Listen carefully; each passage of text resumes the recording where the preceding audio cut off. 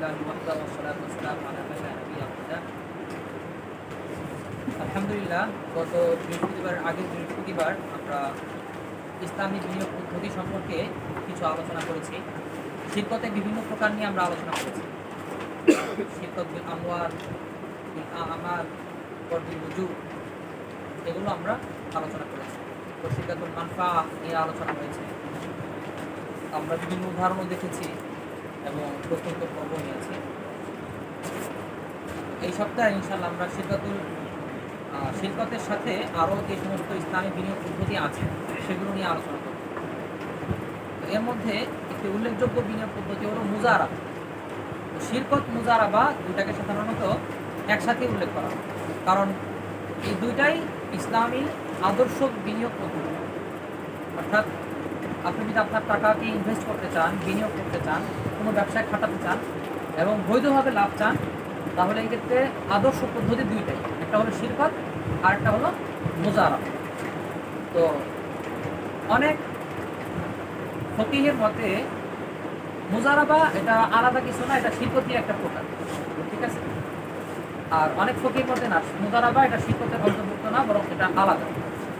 এটা নিয়ে ইখতিলাফ আছে, তবে লা মুশাহাদা ফিল ইসতিলাহর মধ্যে কোনো পার্থক্য, এটা কথা কোনো সমস্যা না। অর্থাৎ এটা আমরা শিরকতের প্রকার হিসেবে ধরি বা না ধরি, সামারা হিসেবে কোনো সমস্যা নেই। তো মুজারাবা এটা মূলত কি, এটা আমরা বুঝি সংক্ষেপে। তো মুজারাবা হলো একপক্ষীয় বিনিয়োগ, অর্থাৎ এক পক্ষ থেকে টাকা দেওয়া হবে, আরেক পক্ষ শ্রম দিবে, ঠিক আছে। এক পক্ষ টাকা, আরেক পক্ষ শ্রম। শিরকতুল আমওয়ালের মধ্যে আমরা পড়ছি, সেখানে দোনো পক্ষই টাকা দেয়, কিন্তু শ্রম এক পক্ষ দিতে পারে, দোনো পক্ষও দিতে পারে। যদি এক পক্ষ দেয় তাহলে অপর পক্ষ শুধুমাত্র তার পুঁজি অনুযায়ী মুনাফা নিতে পারে, স্লিপিং পার্টনার বলে তাকে। আর যদি দোনো পক্ষই কাজ করে তাহলে যে কোনো হারে মুনাফা নির্ধারণ হতে পারে। তো শিরকতুল আমওয়ালের মধ্যে দোনো পক্ষই পুঁজি থাকে, কিন্তু শ্রমটা যে কোনো একজন দিতে পারে। কিন্তু মুজারাবার মধ্যে ভাগ, পুঁজি একজন দেবে আর শ্রম আরেকজন দিবে। যে পুঁজি দিবে সে শ্রম দিবে না, আর যে শ্রম দিবে সে সাধারণত পুঁজি দেবে না, ঠিক আছে। তবে তার জন্য পুঁজি দেওয়াটা নিষিদ্ধ না, এটা আমরা সামনে আলোচনা করব। যে মুজারিব যে, সেও পুঁজি দিতে পারে, কিন্তু যিনি রব্বুল মাল অর্থাৎ যিনি পুঁজি দিবেন তিনি শ্রম দিতে পারবেন না, বা তিনি ব্যবসায় অংশগ্রহণ করতে পারবেন না। তো এটা হলো মুজারাবা, ঠিক আছে। এক পক্ষেও মূলধন বিনিয়োগ, এক পক্ষ টাকা দিবে, আরেক পক্ষ শুধু শ্রম দিবে। তো এই মুজারাবার মধ্যে কিছু পরিভাষা আছে, যেমন যে ব্যক্তি পুঁজি দিচ্ছে তাকে বলা হয় রব্বুল মাল। কি বলা হয়? রব্বুল মাল বা সাহিবুল মাল, দুইটা পরিভাষা আছে। আমাদের হানাফি মাযহাবের কিতাবসমূহে বেশিরভাগই রব্বুল মাল লেখা হয়, আর আধুনিক কিতাবগুলোতে সাহিবুল মাল লেখা। আর আরেকটা পরিভাষা হলো মুজারি, যিনি শ্রম দিবেন ব্যবসার মধ্যে তাকে বলা হয় মুজারি। তো যিনি পুঁজি দিবেন তাকে বলা হবে রব্বুল মাল, আর যিনি শ্রম দিবেন তাকে বলা হবে আল মুজারি। এই দুইটা পরিভাষা আমাদের মনে রাখতে হবে। আর যে পুঁজিটা দেওয়া হবে সেই পুঁজিটাকে বলা হবে রসুল মাল। শিরকতের মধ্যে যেমন রসুল মাল করছে, এখানেও রসুল মাল, তেমন কোনো তফাৎ নেই। তো মুজারাবাটা প্রধানত দুই প্রকার। আমরা আগে বলেছিলাম যে কোনো চুক্তির মধ্যে আমরা কয়েকটা বিষয় দেখব। একটা হলো তার সংক্ষিপ্ত পরিচিতি, দুই নাম্বার কিছু পরিভাষা, তৃতীয়ত ওই চুক্তির প্রকারভেদ, চতুর্থত শারায়েত, পঞ্চম যদি শর্ত লঙ্ঘন হয়, ফাসেদ হয়, তাহলে কী করণীয় হবে, ষষ্ঠ চুক্তিটা কীভাবে ফসখ হবে, তো ফসখ হলে করণীয় কী, এই কয়টা বিষয়। তো মুজারাবার মধ্যেও আমরা এই কয়টা বিষয় দেখব। প্রথমত পরিচয় জানলাম যে মুজারাবা হলো এক পক্ষীয় মূলধন বিনিয়োগ, এক পক্ষ মূলধন দিবে, আরেক পক্ষ শুধু শ্রম দিবে। আর পরিভাষা কি, রব্বুল মাল বা সাহিবুল মাল, আল মুজারি আর রসুল মাল, এই তিনটা পরিভাষা। এবার হলো প্রকারভেদ। মুজারাবা মূলত দুই প্রকার, একটা হলো মুতলাকা আর একটা মুকাইয়াদা। মুতলাকা মানে হলো, মুতলাক শব্দের শাব্দিক অর্থ কি, কোনো ধরনের কয়েদ মুক্ত, কোনো ধরনের কয়েদ মুক্ত, সীমাবদ্ধ, আর কোনো ধরনের সীমাবদ্ধতা নাই, অর্থাৎ আম। তো সেই হিসাবে মুজারাবায়ে মুতলাকা মানে হলো যিনি পুঁজি দিচ্ছেন তিনি কোনো ধরনের বাইন্ডিং দিবেন না, কোনো সীমাবদ্ধতা দিবেন না। বলবেন যে তুমি তোমার মতো করে ব্যবসা করো, তুমি যেই ব্যবসা ইচ্ছা করো, যেখানে ইচ্ছা ব্যবসা করো, তোমার ব্যাপার, ঠিক আছে। এটা হলো মুতলাকা। আর মুকাইয়াদা মানে হলো এখানে সীমাবদ্ধ করে দেওয়া হবে। তো সীমাবদ্ধ করার কয়েকটা সুরত হতে পারে। একটা হলো স্থানের সাথে সীমাবদ্ধ করে দেবে, যেমন তুমি শুধু ঢাকার মধ্যে ব্যবসা করবা, অন্য কোনো জায়গায় ব্যবসা করতে পারবা না। এক নম্বর হলো স্থানের মধ্যে সীমাবদ্ধতা থাকবে। দ্বিতীয়ত সময়ের মধ্যে থাকতে পারে, যেমন তুমি শুধুমাত্র শীতকালে ব্যবসা করবা, অন্য কোনো কালে ব্যবসা করবা না, ঠিক আছে। অথবা পণ্যের মধ্যে সীমাবদ্ধ থাকতে পারে, যে তুমি শুধু চালের ব্যবসা করবা, অন্য কোনো ব্যবসা করতে পারবা না, ঠিক আছে। অথবা বায়ে মুশতারির মধ্যে সীমাবদ্ধ থাকতে পারে, যেমন তুমি শুধু ঢাকার মানুষদের সাথে লেনদেন করবা, বা বাংলাদেশের মানুষদের সাথে লেনদেন করবা, বিদেশে কোন মানুষের সাথে লেনদেন করবা না, বা বরিশালের কোনো লোকের সাথে কি করবা না, লেনদেন করবা না, ঠিক আছে। এরকম রেস্ট্রিকশন বা বাধা থাকতে পারে। তো যেহেতু যিনি পুঁজি দিচ্ছেন তিনি একটা জিনিস বিনিয়োগ করতেছেন, তাই তার ক্ষমতাই বেশি, ঠিক আছে। আর যিনি শ্রম দিচ্ছেন তার ক্ষমতা কিন্তু কম। যিনি পুঁজি দিচ্ছেন তার কিন্তু রিস্ক বেশি, তার একটা টাকা একজনকে দিতে হচ্ছে। সুতরাং এক্ষেত্রে তিনি যেই ধরনের বাধা নিষেধ দিয়ে দিবেন সেটাই পালনীয় হবে, সেটাই আবশ্যকীয় হবে, ঠিক আছে। সুতরাং যদি এরকম কোনো বাধা নিষেধ দিয়ে দেন যে তুমি এই সময়ে ব্যবসা করতে হবে, অন্য সময় করতে পারবা না, অথবা এই স্থানেই করতে হবে, অথবা অমুক ব্যক্তিদের সাথেই শুধু বেচাকেনা করতে হবে, এ ধরনের যে কোনো বাধা বা যে কোনো শর্ত যদি বলে দেওয়া হয় তখন সেটা হয় মুজারাবায়ে মুকাইয়াদা, ঠিক আছে। আর যদি কোনো ধরনের শর্ত না বলা হয় ইয়ামাল বিরাইকা, তুমি তোমার নিজের মতো করে ব্যবসা করো, ঠিক আছে, তো এটাকে বলা হয় মুজারাবায়ে মুতলাকা। তো ব্যাংকের মধ্যে আমরা আজকে ক্লাসে পড়ছিলাম যে ব্যাংকে আমরা যে টাকাটা রাখি এটা কি হিসেবে রাখা হয়, মুজারাবা। এবং এই মুজারাবাটা মুজারাবায়ে মুতলাকা না মুকাইয়াদা, মুতলাকা। কারণ ব্যাংক এটা নিয়ে যা ইচ্ছা করতে পারে, আমরা কিন্তু বলে দিই না তুমি শুধু এই ব্যবসাই করতে হবে, ঠিক আছে। তো এটা আমরা ব্যাংকে দিয়ে দিই, ব্যাংক যেভাবে পারো ব্যবসা করো, এরপর আমাকে লাভ দিলেই চলে। তো এটা মুতলাকার অন্তর্ভুক্ত। আচ্ছা, এখন মুজারাবা মুতলাকা হোক বা মুকাইয়াদা হোক, শরায়াত বা নিয়ম কানুন সবগুলোর একই, বিধিবিধান তেমন কোনো পার্থক্য নেই। তো এবার আমরা শরায়াতে চলে যাই। প্রথমত রসুল মালের শরায়াত। রসুল মাল কেমন হতে হবে? তো শিরকতের মধ্যে আমরা যেই নিয়ম কানুনগুলো করছি এখানেও সব একই প্রযোজ্য হবে। যেমন শিরকতের মধ্যে আমরা করছি যে রসের মালটা টাকা হতে হবে, কোনো পণ্য হতে পারবে না। মুজারাবার মধ্যেও এরকম যে কি হতে হবে, টাকা হতে হবে, কোনো পণ্য হতে পারবে না, এক নম্বর। দুই নম্বর হলো এটা নগদ টাকা হতে হবে, ঋণ হতে পারবে না, ঠিক আছে। অর্থাৎ যদি রব্বুল মাল বলে যে তোমার কাছে আমি যদি 10 টাকা পাইতাম বা 1000 টাকা পাইতাম, সেই টাকা দিয়ে তুমি কি করো, মুজারাবা ব্যবসা করো, এভাবে চুক্তি করলে চুক্তি সঠিক হবে না, ঠিক আছে। তো এক নম্বর টাকা পয়সা হতে হবে, দুই নম্বর নগদ টাকা হতে হবে। এখানে একটা বিষয় যে টাকা পয়সা হওয়া অর্থাৎ আরুজ বা পণ্য, আরুজ না দুঃখিত অরুজ হবে, পণ্য দিয়ে মুজারাবা চুক্তি করা, এটা আমাদের হানাফি মাযহাব, শাফি, মালিকি 3 মাযহাব অনুযায়ী বৈধ না, শুধুমাত্র হাম্বলি মাযহাব অনুযায়ী বৈধ। বুঝতে পারছেন? মুজারাবা বিল আরুজ কোন মাযহাব অনুযায়ী বৈধ? হাম্বলি মাযহাব। আচ্ছা, গত সপ্তাহের আগের সপ্তাহের আলোচনাটা মনে আছে কিনা জিজ্ঞাসা করি, যে শিরকত বিল আরুজ কোন মাযহাব অনুযায়ী বৈধ বলেন তো? মালিকি মাযহাব অনুযায়ী। মাশাআল্লাহ। তো এই প্যাচটা সবাই মনে রাখবেন, শিরকত বিল আরুজ বৈধ কোন মাযহাবে? মালিকি মাযহাব। আর মুজারাবা বিল আরুজ কোন মাযহাবে? হাম্বলি মাযহাব। এটা অনেকের প্যাচ লাগায়, ঠিক আছে, এটা খেয়াল রাখবেন। তো হাম্বলি মাযহাবে মুজারাবা বিল আরুজ বৈধ। তো বর্তমানে অনেক সময়ই বিভিন্ন ক্ষেত্রে হাম্বলি মাযহাব অনুযায়ী আমরাও ফতোয়া দিয়ে থাকি, অর্থাৎ হানাফি মাযহাবেও ফতোয়া দেওয়া হয়। তো এক নম্বর বিষয় ছিল যে শিরকতের মধ্যে যে সমস্ত শর্ত আমরা পড়ছি সবগুলো এখানেও কি হবে, প্রযোজ্য হবে। 2 নম্বর শর্ত হলো টাকাটা মুজারিবের কাছে অর্পণ করতে হবে। অর্থাৎ রব্বুল মালের কাছে টাকা থাকবে আর মুজারিবকে সে বলবে তুমি তোমার টাকা দিয়ে ব্যবসা করতে থাকো, পরে আমি টাকা দিব না, এরকম করলে মুজারাবা চুক্তি হবে। বরং মুজারিবের কাছে টাকাটা অর্পণ করতে হবে।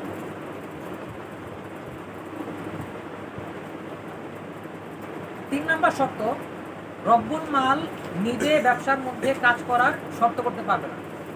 অর্থাৎ রব্বুল মাল যদি বলে যে দোকানে তুমি হাফবেলা বসবা, আমি হাফবেলা বসবো, তাহলে সেটা মুজারাবা হবে, তখন সেটা কি হয়ে যাবে, শিরকত হয়ে যাবে।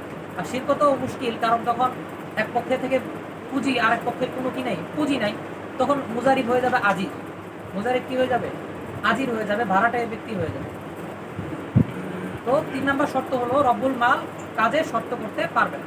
তবে যদি সে শর্ত ছাড়া এমনি মাঝে মাঝে বসে, ঠিক আছে, তাহলে সমস্যা।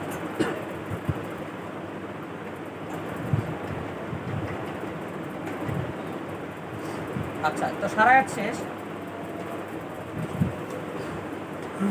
এরপর আমরা আসি লাভ বন্টন কিভাবে হবে, লাভ লস কিভাবে বন্টন করা হবে। তো মুজারাবার লাভ বন্টনের ক্ষেত্রে কোনো বাধা ধরা কিছু নেই, অর্থাৎ যে কোনো হারে লাভ বন্টন হতে পারে, ঠিক আছে। কারণ আমরা পড়ছিলাম আগে যে লাভ পাওয়ার অধিকারী মানে হকদার হয় তিনটা কারণে। কয়টা কারণে? তিনটা কারণে। এক নম্বর হলো পুঁজি অথবা কাজ অথবা দায়, পড়ছিলাম না? মাল অথবা আমল অথবা জিমাত। তো যে তিনটার যে কোনো একটা থাকলে কি নেওয়া যায়? লাভ নেওয়া যায়। তাহলে এখানে এক পক্ষে পুঁজি আছে এবং পুরো পুঁজি তার, সুতরাং সে যতটুকু লাভ নেই পুঁজির চেয়ে বেশি তো আর হবে না, ঠিক আছে।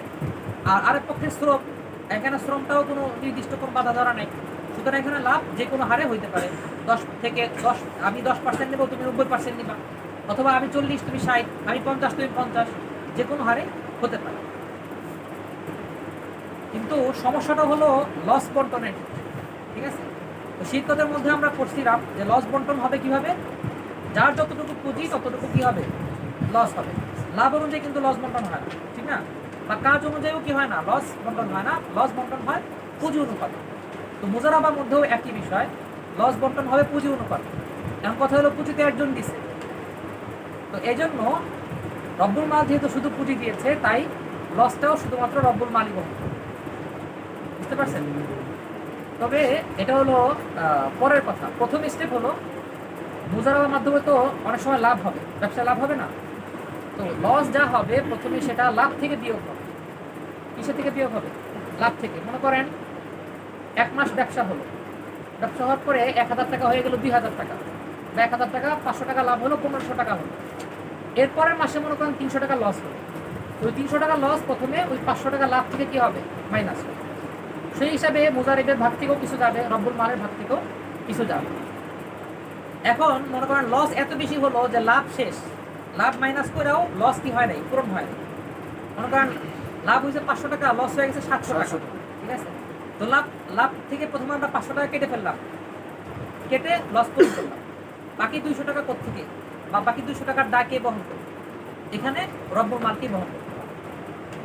সুতরাং লস বন্টনের ক্ষেত্রে মূলনীতি হলো প্রথমত লসটা লাভ থেকে বিয়োগ করা হবে, এরপর রসে মাল থেকে বিয়োগ করা হবে, ঠিক আছে। প্রথমে লাভ থেকে, পরে রসে মাল। মুজারিবের উপর কোন ধরনের লস চাপানো যাবে না, ঠিক আছে। যদি এরকম বলা হয় লাভ থেকে তো মাইনাস করা হবে, এরপর যদি লাভ থেকে যদি পূরণ না হয়, তাহলে তুমি 50% লস বহন করবে, আমি 50% লস বহন করবো, তাহলে এই চুক্তিটা ফাসেদ হবে।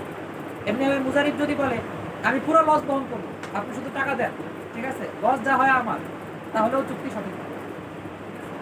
তবে ওই যে আগের মতোই, যদি তাআদ্দি তাকসির আর কি মুখালাফাতের সুযোগ পাওয়া যায়, তাহলে তো লস তাকে বহন করতেই হবে, এটা তো স্পষ্ট বিষয়। তো এই হিসাবে আমরা বুঝতে পারতেছি আরেকটা বিষয়, সেটা হলো আল মুজারিব আমিন।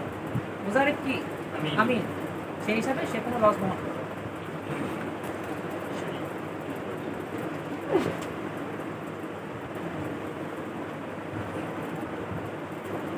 আচ্ছা, এবার যদি মুজারাবা চুক্তি ফাসেদ হয়ে যায়, তাহলে কি করবে? ঠিক আছে, ফাসেদ হবে কেন? ফাসেদ হবে পূর্বে যে শর্তগুলো আমরা বলছি, কোনো একটা শর্ত যদি না পাওয়া যায়, ঠিক আছে। যেমন যদি লাভের হার নির্দিষ্ট না করে, ঠিক আছে, তাহলে একটা সমস্যা, তাহলে ফাসেদ হয়ে যাবে। এমনিভাবে মুজারিব বললো যে লস সব আমি বহন করব, তাহলেও কি হয়ে যাবে, ফাসেদ হয়ে যাবে। তো এই ধরনের আরও যে সমস্ত শর্ত বলা হয়েছে আগে, এই সমস্ত শর্ত যদি না পাওয়া যায়, তাহলে মুজারাবা কি হয়ে যাবে, ফাসেদ হয়ে যাবে। এখন যদি ফাসেদ হয় তাহলে কি হবে, এর ফলাফল কি? এখানে তো মুজারাবা ফাসেদ হয়েছে, মনে করেন দুইজন ব্যক্তি জানে না, তারা ব্যবসা করতেছে, 2-3 মাস ব্যবসা করার পরে তারা জানতে পারছে মুজারাবাটা কি ছিল, ফাসেদ ছিল। তো এক্ষেত্রে আমরা শিরকতের মধ্যে পড়ছিলাম, তো যার যতটুকু পুঁজি সে ততটুকু লাভ নিয়ে যাবে। এখানে তো পুঁজি মাত্র একজন দিচ্ছে, তাহলে অপর পক্ষ সে কি পাবে, ঠিক না? তো অপর পক্ষ অর্থাৎ মুজারিব এখানে উজরাতুল মিসিল পাবে। কি পাবে? উজরাতুল মিসিল, অর্থাৎ ন্যায্য পারিশ্রমিক পাবে, ঠিক আছে। অর্থাৎ মুজারিব আর মুজারিব থাকবে না, সে হয়ে যাবে আজিব। আর লাভ যেহেতু টাকা থেকে হয়, এজন্য লাভ সব পাবে রব্বুল মাল, লাভ পাবে রব্বুল মাল, আর মুজারিব পাবে উজরাতুল মিসিল। তবে এক্ষেত্রে লক্ষণীয় হলো এই উজরতুল মিসিলটা তার নির্ধারিত লাভের চেয়ে বেশি হবে না। অর্থাৎ তার জন্য লাভ ছিল নির্ধারিত 40%। 40% হিসাবে টাকা আসলে 8,000 টাকা, আর বাজারে উজরতুল মিসিল হিসেবে তার পাওনা হয় 10,000 টাকা। তো সে 8,000 টাকাই পাবে, 10,000 টাকা পাবে না। ঠিক আছে? অর্থাৎ সহজ কথায় মুজারিব, যদি মুজারাবা চুক্তি ফাসিদ হয় তাহলে মুজারিব আজিল হয়ে যাবে, সে উজরতুল মিসিলের হকদার হবে, কিন্তু সেটা তার প্রাপ্য লাভের চেয়ে বেশি হবে। উজরতুল মিসিলটা কি হবে না, তার প্রাপ্য লাভের চেয়ে বেশি হবে না। কেন? কারণ সে যেহেতু প্রথমেই ওই পরিমাণ লাভ নিতে রাজি ছিল, তা কেমন যেন সে এর চেয়ে প্রাপ্য যেটা বেশি হওয়ার কথা সেটা সে নিজের থেকে সাকেত করে দিয়েছে। ঠিক আছে? অর্থাৎ আমি এর চেয়ে বেশি নেব না। সুতরাং যদি যখন আমরা উজরতুল মিসিল দেবো তখন যদি তাকে ওই লাভের চেয়ে বেশি দিয়ে দিই তাহলে তো এই সহির চেয়ে ফাসেদের দাম বেশি হয়ে গেল। তখন তো মুজারিব সবসময় চাবে কি মুজারবা চুক্তি ফাসেদ হোক, যাতে আমি উজরতুল মিসিল হিসেবে আরও বেশি পাই। ঠিক আছে? তো এই জন্য বলা হয়েছে যে উজরতুল মিসিল এটা কখনো কি হবে না, লাভের চেয়ে বেশি ধরা যাবে না। তো আরো সহজে আমরা এটা বলতে পারি যে মুজারিব তখন তার লাভ এবং উজরতুল মিসিল দুইটার চেয়ে যেটা কম সেটা পাবে, দুইটার মধ্যে যেটা কম সেটাই কি পাবে। যদি উজরতুল মিসিল কম হয় তাহলে উজরতুল মিসিল পাবে, যদি লাভটা কম হয় তাহলে লাভের পরিমাণটাই পাবে। ঠিক আছে? এটাও বলতে পারি একই কথা। আচ্ছা, এখন কথা হলো যদি কোনো লাভই না হয়, এমন তো হতে পারে মুজারাবা চুক্তির মধ্যে কি হয় না, কোনো লাভ হয় নাই এবং মুজারাবা চুক্তি ফাসেদ, তো এই ক্ষেত্রে সে কিছুই পাবে না। অর্থাৎ যদি মুজারাবা চুক্তি সহি হইতো, যদি কি হইতো সহি হইতো, তাহলে যদি কোনো লাভ না হয় তাহলে মুজারিব কিছু পাইতো না।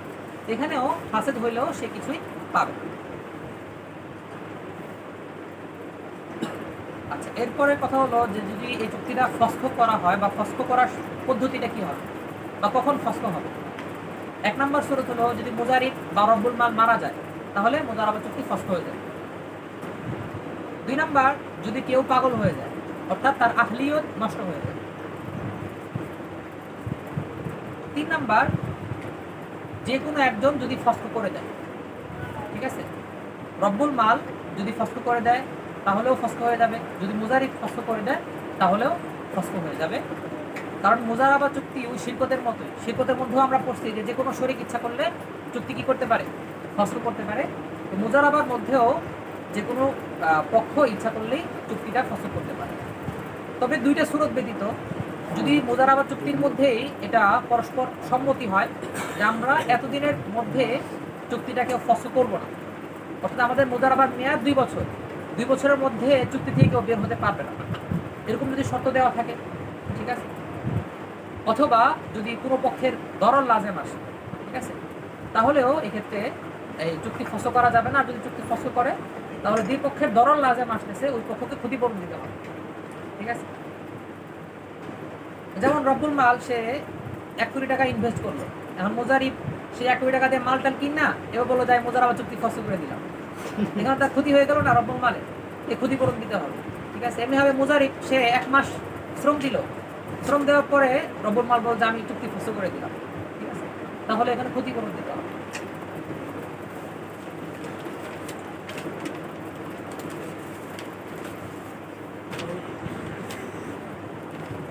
আচ্ছা, তো এই ছিল মুজারাবা সংক্রান্ত সংক্ষিপ্ত আলোচনা।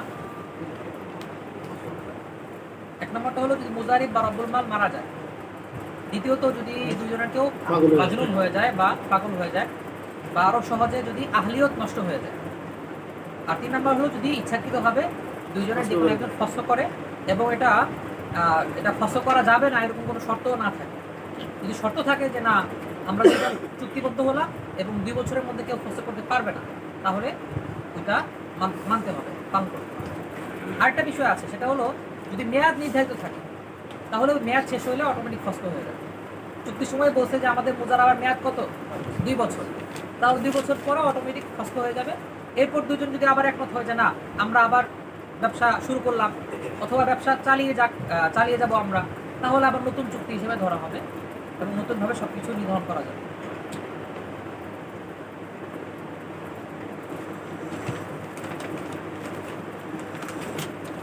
তো আরেকটা বিষয়, লাভ বন্টনের ক্ষেত্রে মুজারিব এবং রব্বুল মাল তারা এই ব্যবসায়িক সময়কালে যে কোনো সময় ইচ্ছা করলে লাভের হার পরিবর্তন করতে পারে দুইজনের সম্মতিক্রমে। ঠিক আছে? প্রথম চুক্তি হয়ে যাওয়ার পর প্রথম চুক্তির সময় যেমন দুজন সম্মতিক্রমে লাভের হার নির্ধারণ করছে, তেমনি পরবর্তীতেও যে কোনো সময় লাভের হার পরিবর্তন করতে পারে, সমস্যা নেই।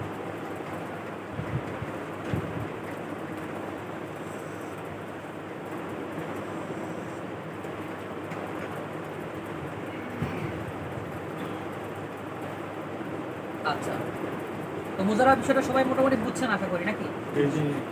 তো এখানে প্রথমে বলেছিলাম যে মুজারাবার মধ্যে এক পক্ষ শুধু পুঁজি দিবে, সে কাজ করার শর্ত করতে পারবে না, আর অপর পক্ষ সে সাধারণত শ্রম দিবে, কিন্তু সে যদি পুঁজি দেয় তো এটা অবৈধ হবে না, এটা বৈধ আছে, সমস্যা নেই। এখন কথা হলো সেও যদি পুঁজি দেয় তাহলে পুঁজি এখানে কয়জনের হয়ে গেল? দুইজনের। মুজারিবের পুঁজি আবার রব্বুল মালের পুঁজি। তো এটাকে তখন কি বলা হবে? তো এটাকে আধুনিক পরিভাষায় বলা হয় মুশারাকা। কি বলা হয়? মুশারাকা। কিন্তু প্রাচীন ফিকহের কিতাবগুলোতে এই সুরুপটা আছে, কিন্তু এই নামটা নাই, এই নামটা নতুন দেয়া, ঠিক আছে? মাজাল্লার মধ্যেও বা বিভিন্ন কিতাবেও এই সুরুপটা আছে যে মুজারিব যদি চায় এই রব্বুল মালের টাকার সাথে সেও টাকা মিলিয়ে ব্যবসা করবে, এটা তার সুযোগ আছে। তবে অবশ্যই এটা কিন্তু রব্বুল মালের অনুমতি ক্রমে হতে হবে, ঠিক আছে? অনুমতি থাকলে এটা যাবে, করা যাবে।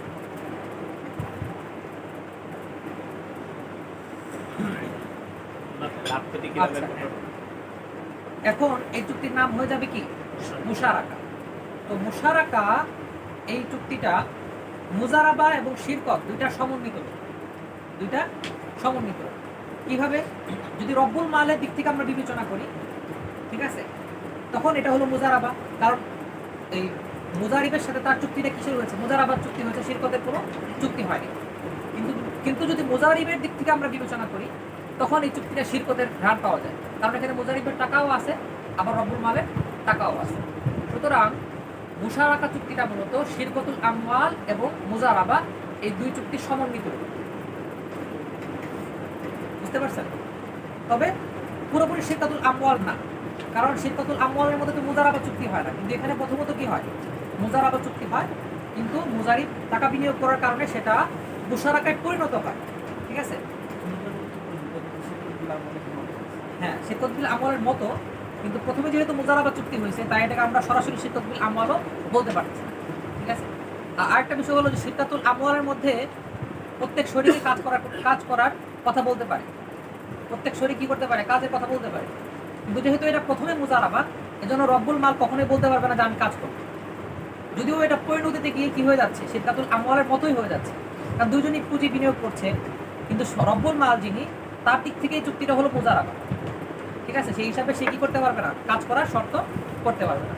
তো মুশারাকা আর শিরকতের মধ্যে এই দুইটা পার্থক্য। একটা হলো শিরকতের মধ্যে প্রথমে মুজারাবার চুক্তি হয় না, শুরু থেকে কি হয়? শিরকতের চুক্তি হয়। আর এখানে প্রথমে মুজারাবার চুক্তি হয় আর এরপরে কি হয়? শিরকত। দুই নম্বর পার্থক্য হলো শিরকতের মধ্যে প্রত্যেক শরীকই কাজ করতে পারে, আবার কাজ না করার শর্ত করতে পারে, কিন্তু এখানে অর্থাৎ মুশারাকার মধ্যে এক পক্ষ কাজ না করার মানে কাজ করার শর্ত করতে পারবে না।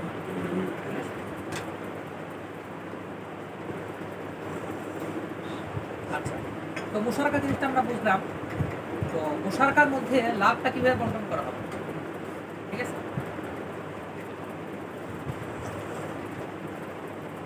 এটা ভালো মতো বুঝেন। মুশারাকার লাভ বন্টনের ক্ষেত্রে লাভটাকে 3 ভাগ করা হবে। কয় ভাগ? 3 ভাগ। প্রথমত মুজারিব যে টাকা দিয়েছে সেটার পার্সেন্টেজ দেখা হবে, ঠিক আছে? মনে করেন আর রব্বুল মাল যে টাকা দিয়েছে 1 লাখ টাকা, আর মুজারিব টাকা দিয়েছে 50,000, তাহলে এই 1.5 লাখ টাকার মধ্যে যদি আমরা টাকাটাকে 3 ভাগ করি তাহলে 2 ভাগ টাকা দিয়েছে রব্বুল মাল আর আরেক ভাগ টাকা দিয়েছে কি? মুজারিব। তো প্রথমেই লাভটাকে 3 ভাগে ভাগ করে মুজারিবের যত পার্সেন্টেজ, মুজারিবের পুঁজি অনুযায়ী যত টাকা লাভ আসে সেই লাভটা তাকে দিয়ে দিতে হবে, ঠিক আছে? অর্থাৎ তার পুঁজির যতটা লাভ, এই লাভটা সরাসরি সে নিয়ে নিবে, এই লাভের মধ্যে রব্বুল মাল অংশীদার পাবে না। আর বাকি যে লাভটা হবে, ওই 1 লাখ টাকার যে লাভ, সেই লাভটা 2 ভাগে বন্টন হবে, 1 ভাগ পাবে মুজারিব, আরেক ভাগ পাবে রব্বুল মাল। বুঝতে পারছেন? আবার বলি, খেয়াল করেন, মুশারাকার মধ্যে দুইজনের পুঁজি আছে, তো পুঁজির মধ্যে 1 ভাগ পুঁজির মধ্যে কিন্তু মুজারাবা চুক্তি, আর আরেক ভাগ পুঁজি কিন্তু মুজারিব নিজে বিনিয়োগ করছে, এর মধ্যে কিন্তু রব্বুল মালের কোনো শিরকত নেই। ওই টাকার মধ্যে রব্বুল মালের পুঁজিও নাই এবং রব্বুল মালের কোনো কাজও নাই। ওটার ক্ষেত্রে রব্বুল মাল কেমন যেন আজনবী, ঠিক আছে? ওই টাকাটা মুজারিবের নিজস্ব টাকা, সুতরাং এই টাকা থেকে যে লাভটা আসবে সেটাও মুজারিব নিজস্ব সে নিয়ে নিবে প্রথমে। আর এরপরে বাকি যে লাভটা থাকবে সেই লাভটার মধ্যে দুইজন শরীক। মুজারিব তার মুজারাবা চুক্তি অনুযায়ী তার পার্সেন্টেজ নেবে, আর রব্বুল মালও তার চুক্তি অনুযায়ী কি করবে, পার্সেন্টেজ নেবে, ঠিক আছে? উদাহরণস্বরূপ রব্বুল মাল প্রথমে 1 লাখ টাকা দিল, ঠিক আছে? তো 1 লাখ টাকা দেওয়ার কারণে লাভ হলো মনে করেন 10,000 টাকা। তো চুক্তি হয়েছিল যে 50-50 করে। তো সেই হিসাবে মুজারিব পাবে 5,000 টাকা আর রব্বুল মাল পাবে কি 5,000 টাকা। এটা তো এক পার্ট। এখন মুজারিব আবার এটার মধ্যে 50,000 টাকা বিনিয়োগ করছে। 50,000 টাকা বিনিয়োগ করার কারণে লাভ 10,000 জায়গায় হয়ে গেছে 15,000 টাকা, ঠিক আছে? তো লাভ যেহেতু 15,000 টাকা হয়েছে, তো 10,000 টাকা হয়েছে হলো 1 লাখ টাকার বিনিময়, আর 5,000 টাকা হয়েছে হলো 50,000 টাকার বিনিময়। তারা প্রথমে 5,000 টাকা রব্বুল মাল নিয়ে যাবে, কারণ এটা তার পুঁজির বিনিময়, এটার মধ্যে রব্বুল মালের কোনো শিরকত নেই। হ্যাঁ, মুজারিব নিয়ে যাবে। তো ওই 5,000 টাকা প্রথমে মুজারিব নিয়ে যাবে, আর বাকি যে 10,000 টাকা এটার মধ্যে মুজারিব সে শ্রম দিছে, ঠিক না? শ্রম দেওয়ার কারণে সে ওই 50% ভাগ হিসেবে 5,000 টাকা নেবে, আর রব্বুল মাল সে তার ভাগ হিসেবে 5,000 টাকা নেবে। অর্থাৎ মুজারিব টাকা দিলে যে পরিমাণ লাভ পাইতো, এর চেয়ে রব্বুল মাল মুজারিব টাকা দেওয়ার পরে যে পরিমাণ লাভ পাইতো, আগেও যে পরিমাণ লাভ পাইতো, একই কথা, সমান। রব্বুল মালের লাভের মধ্যে কোনো কম বেশি হবে না, কিন্তু মুজারিবের লাভ বেড়ে যাবে, কারণ এখানে শ্রমও আছে, আবার কি আছে, পুঁজিও আছে, সেই হিসাবে তার লাভটা বেশি হবে। তার লাভের মধ্যে তো কি রব্বুল মালের কোনো অংশ নেই, মুশারাকা হতে দেবে। আর যদি মুশারাকা হয় তাহলে তো লাভের মধ্যে হ্যাঁ, মুশারাকা হইলো কিভাবে, মানে এটা শিরকত হইলো কিভাবে নাকি? এটা তো শিরকত না, আমরা প্রথমে বলছি যে এটা মূলত চুক্তিটা কি না, শিরকত না, কিন্তু পরিণতির দিক থেকে, অর্থাৎ যেহেতু ব্যবসাটা একসাথে করা হচ্ছে তাই এটা শিরকতুল আমওয়ালের সাথে সাদৃশ্য রাখে। এটা কিন্তু শিরকত না, এটা কিন্তু মুজারাবাই। আর এই জন্যই তো যদি শিরকতই হইতো তাহলে তো এটা মুশারাকা নাম দেওয়ার দরকার ছিল, ঠিক আছে? তাই আমি সরাসরি কি বলতে পারতাম, শিরকতুল আমওয়াল বলতে পারতাম। এখান থেকে এসে যে 500 টাকা লাভ করছে, লাভ আসছে, এবং রব্বুল মালের সাথে যদি তার মালটা না মিলানো হতো, সে এককভাবে মানে ইনভেস্ট করতো, তাহলে তো তার এই 500 টাকা লাভ আসতো। ওটা সমস্যা নেই, ওটা যদিও এটা এতে পারি, মানে এটা হলো এতে পারি বিষয়, যে যদি এমন না হতো তাহলে তো এমন হতো না, কিন্তু লাভটা বন্টন হবে মূলত অঙ্কের হিসাবে, ঠিক আছে? যেখানে পুঁজির কার কতটুকু ওই অনুপাতে কে নিয়ে যাবে, লাভ নিয়ে যাবে। এটা তো বাহ্যিক জাহেরি বিষয়, যে যদি সবগুলো টাকা একসাথে না মিলানো হতো তাহলে তো এত পরিমাণ লাভ আসতো না, এত পরিমাণ বিনিয়োগ করে যেত না, এটা তো আলাদা বিষয়। কিন্তু এটার কারণে পুঁজির বন্টনের মধ্যে, লাভ বন্টনের মধ্যে কোনো প্রভাব ফেলবে না।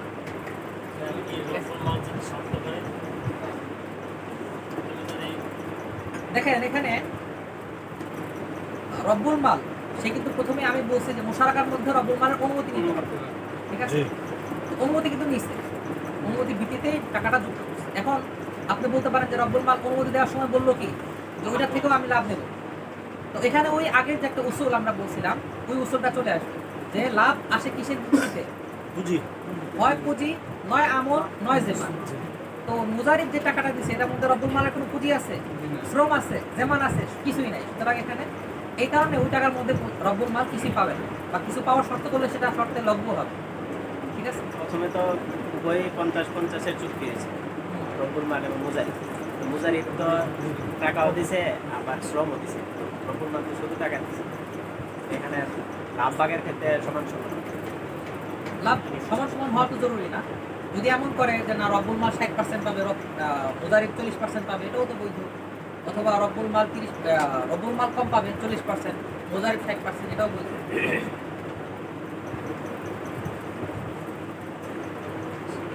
এখানে খেয়াল করেন মুজারাবা শিরকত মানে উসুলগুলো কিন্তু প্রায় একই।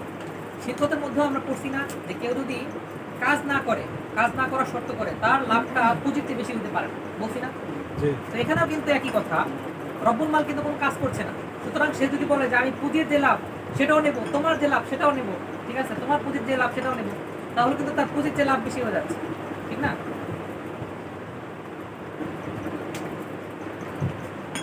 তো সহজ কথা এটা বুঝেন যে মুশারাকা এটা সম্পূর্ণ ভিন্ন একটা চুক্তি বা ভিন্ন একটা আক্ট। এটার সাথে মুজারাবারও কিছু মিল আছে, শিরকতেরও কিছু কি আছে, মিল আছে। প্রথম দিকে এই চুক্তিটা মতো মুজারাবা, পরবর্তীতে মুজারিব আবার পুঁজি বিনিয়োগ করার কারণে সেটা কি হয়ে যায়, মুশারাকা হয়ে যায়। ঠিক আছে, তো এখানে লাভ বন্টন হবে তিন ভাবে। প্রথমে তিনটা ভাগ হবে। মুজারিব তার সে যত টাকা বিনিয়োগ করছে ওই টাকার পার্সেন্টেজ অনুযায়ী লাভ যত টাকা হয় এটা সে প্রথমে নিয়ে নিবে, আর বাকি টাকাটা দুইজনের মাঝে কি হবে, মুজারাবা চুক্তি হিসেবে বন্টন হবে। আচ্ছা, এরপর কারো কোনো প্রশ্ন আছে? খেয়াল করেন মুজারাবার মধ্যে তাকিব যে একটা জিনিস আছে, আগের বার করছিলাম যে এটা প্রথম মানে যে চুক্তিতে ধরা হবে ওইটার উপর তাকিব করা হবে। যেরকম প্রথম একটা চুক্তি হয়, যেটা আলোচনা হয়েছিল যে মানে কয়েকজনে মিলে একটা গাড়ি ভাড়ার জন্য কিনলো, তো ওখানে দেখা গেছে প্রথম যে চুক্তিটা হয়েছে ওইটার উপর তাকিব করা হয়েছে। পরে না, ওইরকম কোনো ওসুল না যে প্রথম যে চুক্তি হবে এটার উপর তাকিদ করে। ওকে, এই ওসুল বলছিল যে এরকম হবে আর কি। পুরা কার্যক্রম বা পুরা একটা বিষয়টা চুক্তির মিলেই উপর আরো তাকিদ করা ভিতরে হয়। আরো অনেকগুলো চুক্তি হয়, ভিতরে যে চুক্তিগুলো হয় ওইটার উপর মানে কি করা হয় না, তাকিদ করা হয় না। প্রথম না, ওইটা হলো আপনার আসলাতান আর তাবা। যে কখনো এমন হয় যে দুইটা চুক্তি, কিন্তু একটা হলো আসলাতান আর আরেকটা হলো তাবা। তো তাবা যেটা ওইটা হিসাব করা হয় না, ওইটা ঠিক আছে। এখানে আমরা এটা ডাইরেক্ট মোজারাবা ধরলে সমস্যা কি ধরলে? মোজারাবা ধরলে এখানে কোনটা? যেহেতু এই যে চুক্তির মুশারাকা এটা প্রথমত মোজারাবা, পরে গিয়ে সেটা শিল্পের সাথে সাদৃশ্য রয়েছে, তো এখানে মোজারাবা ধরলে সমস্যা আছে। হ্যাঁ, সমস্যাটা হলো যে মুজারাবার যে মূল রূপ, এই রূপের মধ্যে এক পক্ষ শুধুই শ্রম দিল, সে পুঁজি দিবে না। এই জন্য যখন সে পুঁজি দিল তখন লাভ বন্টনের ক্ষেত্রে কিছু প্রভাব পড়তেছে। আগে তো লাভ বন্টন হল দুইটা ভাগে, এখন লাভ বন্টন হচ্ছে কয় ভাগে, তিন ভাগে। আর মুজারাবার মৌলিক যে বিষয় যে এক পক্ষ শুধুই শ্রম দেবে, এটাও আমরা পাচ্ছি না। এই জন্য এটাকে নতুন একটা চুক্তির নাম দিতে হচ্ছে। বাকি আমি তো আগেও বলছি যে এই চুক্তি মানে এই বিষয়টা, অর্থাৎ মুজারিবও পুঁজি দিতে পারে, এটা ফিকহি কিতাবে আগেও ছিল, কিন্তু এটাকে নতুন করে নাম দেওয়ার প্রয়োজন মনে করা হয়নি। কিন্তু বর্তমানে যেহেতু এটার ব্যবহারটা অনেক বেশি, এজন্য এটাকে নতুন করে নাম দেওয়া হচ্ছে। বাস্তবে এটা মুজারাবারই একটা প্রকার বা মুজারাবারই একটা সুরত বলতে পারে, আর কিছু না।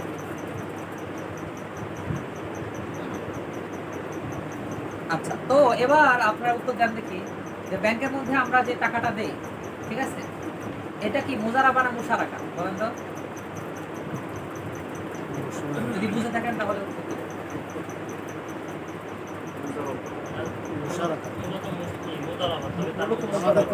হ্যাঁ, মুশারাকা হয়ে যায়। পরবর্তীতে কি হয়ে যায়, মুশারাকা হয়ে যায়। কারণ আমরা যদিও টাকাটা মুজারাবা ভিত্তিতে দিচ্ছি, কিন্তু ব্যাংক ওয়ালারা তারা কিন্তু শুধু পুঁজি দিচ্ছে না, শুধু শ্রম দিচ্ছে না, বরং তাদেরও নিজস্ব কি আছে, কিছু পুঁজি বিনিয়োগ করা আছে, ঠিক না?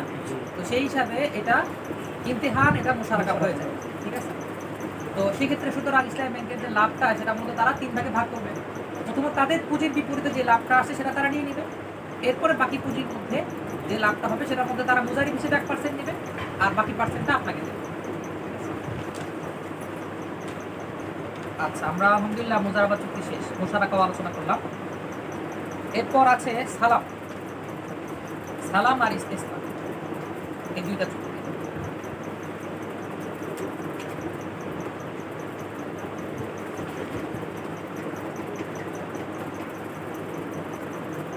খেয়াল করেন, ব্যাংক যদি মোজারাবা নাম না দিয়ে সরাসরি মুশারাকা চুক্তি করে, হ্যাঁ, সমস্যা ছিল না, কিন্তু আপনার মুশারাকা এটা আসলে আলাদা কোনো চুক্তি না, এটা মূলত মুজারাবা হয়ে তারপর কি হয়, মুশারাকাটা মূলত চুক্তিতে মুজারাবাই।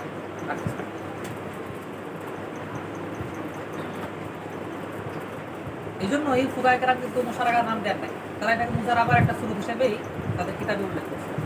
কিন্তু এটাকে যেহেতু বর্তমানে বহুল প্রচলিত, এজন্য এটাকে আলাদা করে নামকরণ দেওয়া হয়।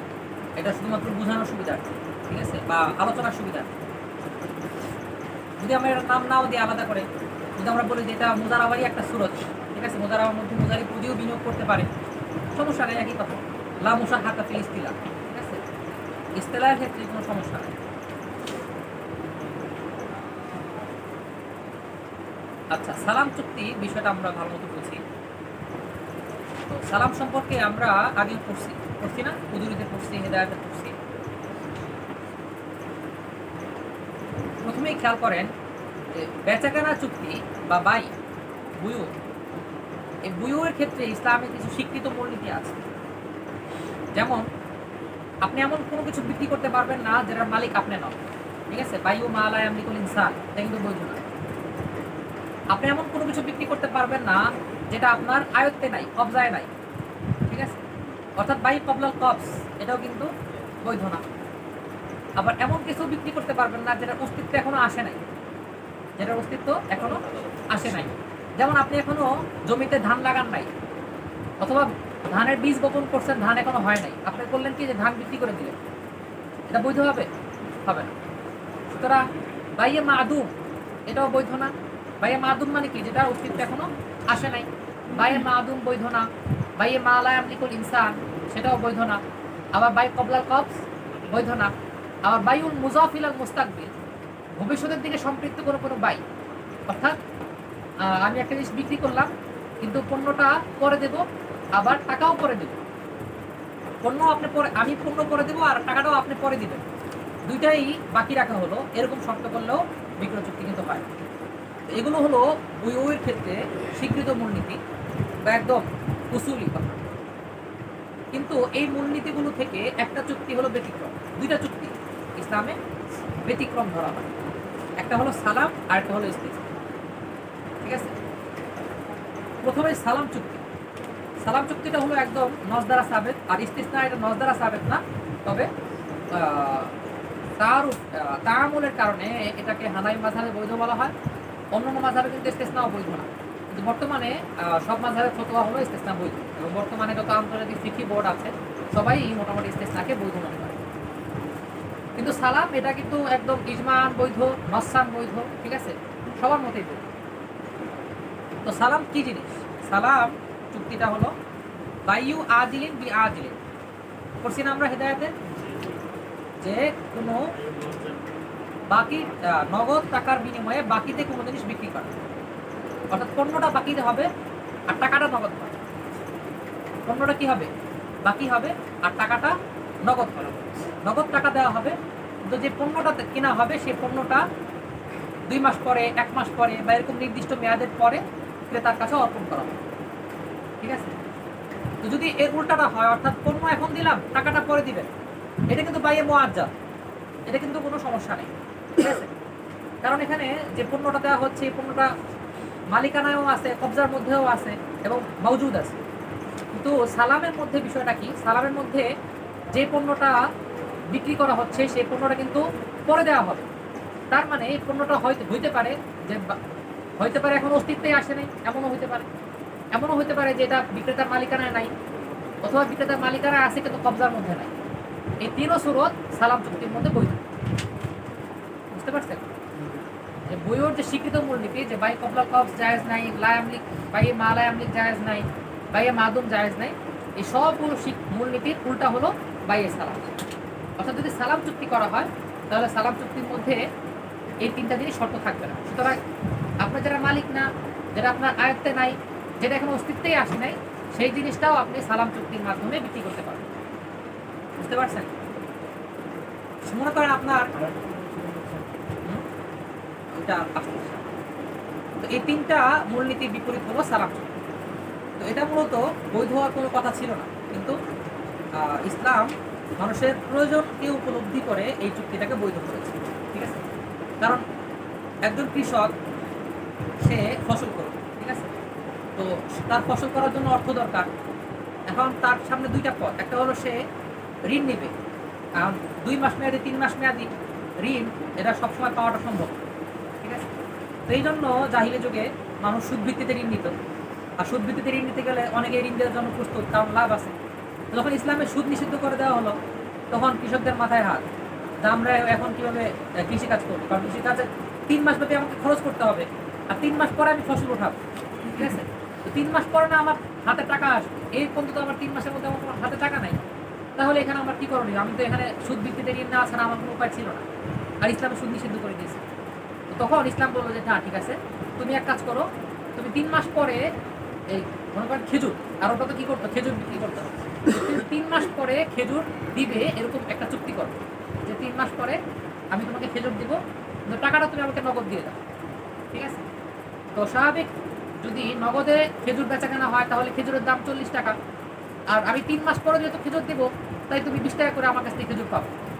ঠিক আছে, তাহলে এখানে যে ক্রেতা তারও লাভ, সে 20 টাকা করে খেজুর পেয়ে যাচ্ছে, আর যে বিক্রেতা তারও লাভ, সে নগদে টাকা পেয়ে যাচ্ছে। বুঝতে পারছেন? তো মূলত মানুষের প্রয়োজনকে সামনে রেখে সব মূলনীতিকে বাদ দিয়ে এই বাইরে সালামটাকে জায়েজ করা হয়েছে। ঠিক আছে, তো সালাম চুক্তিটা আমরা বুঝলাম যে এখানে টাকাটা নগদ হতে হবে আর পণ্যটা কি হবে, বাকি দেওয়া। উসুলগুলোর আর কোনো অস্তিত্ব নাই।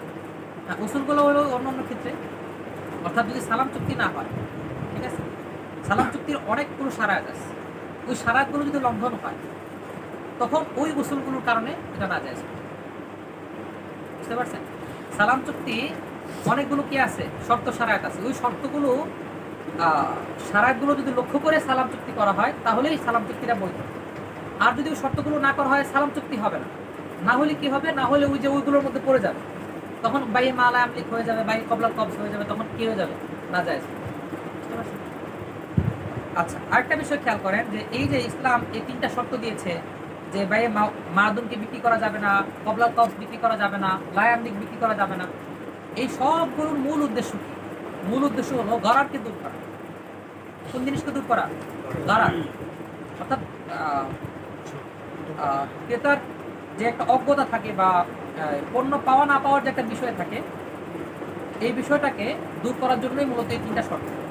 তো সালাম চুক্তির মধ্যে যেন এই গরারটা না থাকে এই জন্য অনেকগুলো শর্ত সারায় দেওয়া হয়েছে। ঠিক আছে, ওই গরারটাকে দূর করার জন্য। তো এবার আমরা সালাম চুক্তির শর্তগুলো পড়ি। তো সালাম চুক্তির মধ্যে কিছু পরিভাষা আছে, পরিভাষাগুলো জানতে হবে। যেমন যিনি ক্রেতা অর্থাৎ যিনি টাকা দিচ্ছেন, ঠিক আছে, তাকে বলা হয় মুসলাম ইলাইহি বা রব্বুস সালাম। যিনি টাকা দিচ্ছেন তাকে বলা হয় রব্বুস সালাম।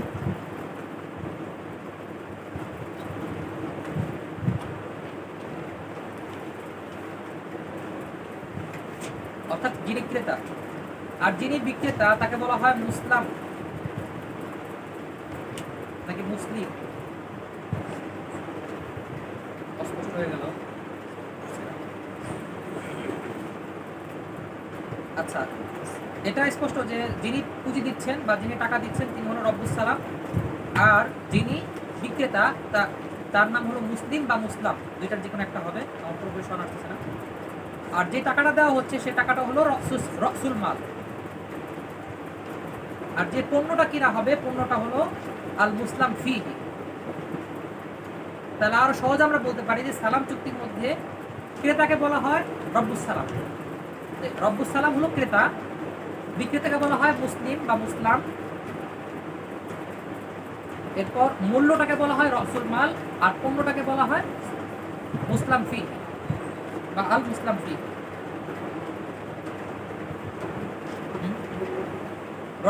মূল্যকে বলা হয় রসুল মাল।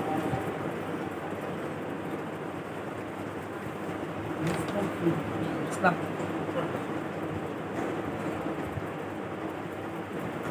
আচ্ছা, প্রথমে মুসলিম ফির মধ্যে কিছু শর্ত, আবার রসুল মালের মধ্যে কিছু শর্ত। এই দুইটা এই বিষয়ের যে শর্তগুলো আছে, এই শর্তগুলো না হলে সালাম চুক্তি বাতিল হয়ে যাবে বা ফাসেদ হয়ে যাবে। প্রথমত মুসলাম ফির শর্ত। মুসলাম ফি মানে কি করছি আমরা? পণ্য। অর্থাৎ সালাম চুক্তির পণ্যটা কেমন হতে হবে? 1 নাম্বার, এমন পণ্য হতে হবে যেটাকে তায়িন করা সম্ভব, যেটাকে নির্দিষ্ট করা সম্ভব। কিসের মাধ্যমে? ওয়াসফের মাধ্যমে, যেটাকে ওয়াসফ বা বর্ণনা করার মাধ্যমে নির্দিষ্ট করা সম্ভব। যেমন চাল, ডাল, ঠিক আছে, চাল আমি 1 কেজি বা আপনাকে 5 মণ চাল দেব, কি চাল? মিনিকেট চাল, ঠিক আছে। এ ধরনের ওয়াসফ বর্ণনা করে যেটাকে নির্দিষ্ট করা সম্ভব। কিন্তু যদি বলি আমি আপনাকে 5টা গরু দিব, গরুকে নির্দিষ্ট করা সম্ভব বর্ণনা দিয়ে যে আমি আপনাকে এত কেজি ওজনের গরু দিব বা এরকম গরু দিব? গরু কি হইতে পারে? একই সাইজের গরু, কিন্তু অনেকগুলো কারণে এটার দামে বেশ কম হইতে পারে, ঠিক আছে। সুতরাং হায়াওয়ান এটাকে বর্ণনা দিয়ে নির্দিষ্ট করা সম্ভব না। তো এরকম যে সমস্ত বিষয়কে বর্ণনা দিয়ে নির্দিষ্ট করা সম্ভব না, সেগুলোর মধ্যে সালাম চুক্তি হবে, ঠিক আছে। কিন্তু শাফি মাযহাব অনুযায়ী আবার হায়াওয়ানের মধ্যে সালাম চুক্তি বৈধ। তো জমহুরের মাযহাব অনুযায়ী হায়াওয়ানের মধ্যে সালাম চুক্তি হবে না, কারণ এটাকে তাইন করা সম্ভব না। 2 নাম্বার, মুসলাম ফি জিন্স, ওয়াসফ, মিকদার এগুলোকে উল্লেখ করতে হবে। অর্থাৎ যেহেতু তাইন করতে হবে, তাই তাইনের মধ্যে কয়েকটা বিষয়, একটা হলো জিন্স উল্লেখ করতে হবে, নাও উল্লেখ করতে হবে, যদি কোনো ওয়াসফ থাকে তাহলে ওয়াসফ উল্লেখ করতে হবে। জিন্স যেমন আপনি কি কাপড় নেবেন নাকি চাল ডাল নেবেন, ঠিক আছে, কাপড়, কাপড় একটা জিন্স। এরপর নাও যেমন টরে কাপড়, ঠিক আছে। আর ওয়াসফ বা গুণাগুণ, মনে করেন সাদা, কালো, এগুলো হলো ওয়াসফ। আর নাও যেমন টরে কাপড়, প্রেসিডেন্ট টরে, অমুক টরে, তমুক টরে, এরকম বিভিন্ন টরে, এগুলো হলো নাও। আর জিন্স হলো কাপড় নাকি অন্য কোনো পণ্য, সেই পণ্যটা। এভাবে জিন্স, নাও, ওয়াসফ এগুলো নির্দিষ্ট করতে হবে। পাশাপাশি মিকদার, পরিমাণ, কতটুকু পরিমাণ নেবেন এটাও নির্দিষ্ট করতে হবে।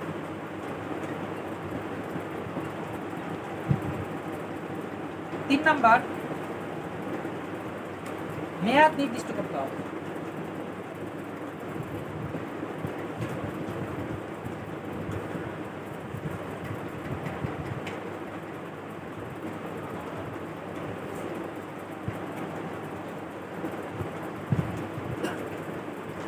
চার নাম্বার, পণ্যটা এমন হতে হবে যেটা চুক্তির সময়ের শুরু থেকে নিয়ে শেষ পর্যন্ত, মেয়াদের শেষ পর্যন্ত বাজারে আছে। এটা হলো আমাদের হানাফি মাযহাব অনুযায়ী। আর অন্যান্য মাযহাব অনুযায়ী চুক্তির মেয়াদের সময়ে এটা বাজারে থাকাটা গালেব হতে হবে।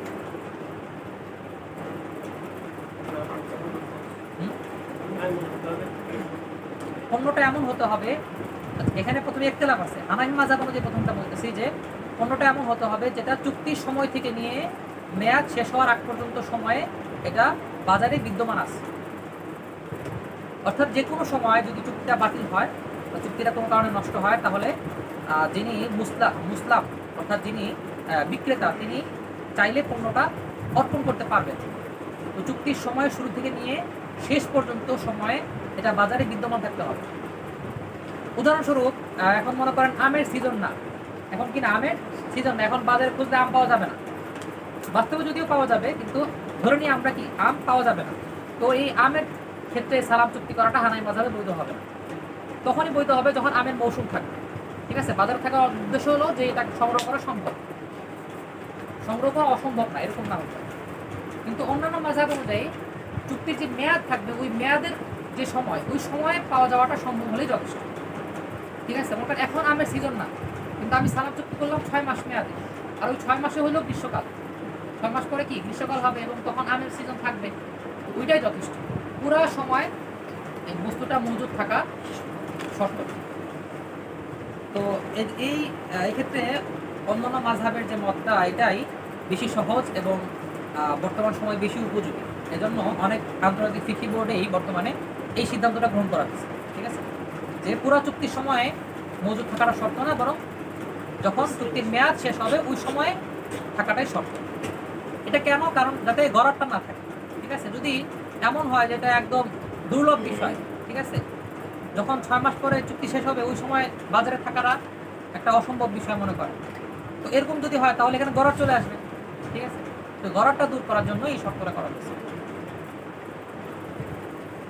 তাহলে আবার বলি যে মুসলাম ফিটা এমন হতে হবে যেটাকে তাইন করা সম্ভব। 2 নাম্বার, এটার জিন্স, ওয়াসফ, নাও, মিকদার এগুলো নির্দিষ্ট করতে হবে। 3 নাম্বার, মেয়াদ নির্দিষ্ট করতে হবে। 4 নাম্বার, বস্তুটা এমন হতে হবে যেটা মেয়াদ শেষে এটা অস্তিত্ব থাকাটা সম্ভব, অসম্ভব কোনো কিছু না হতে।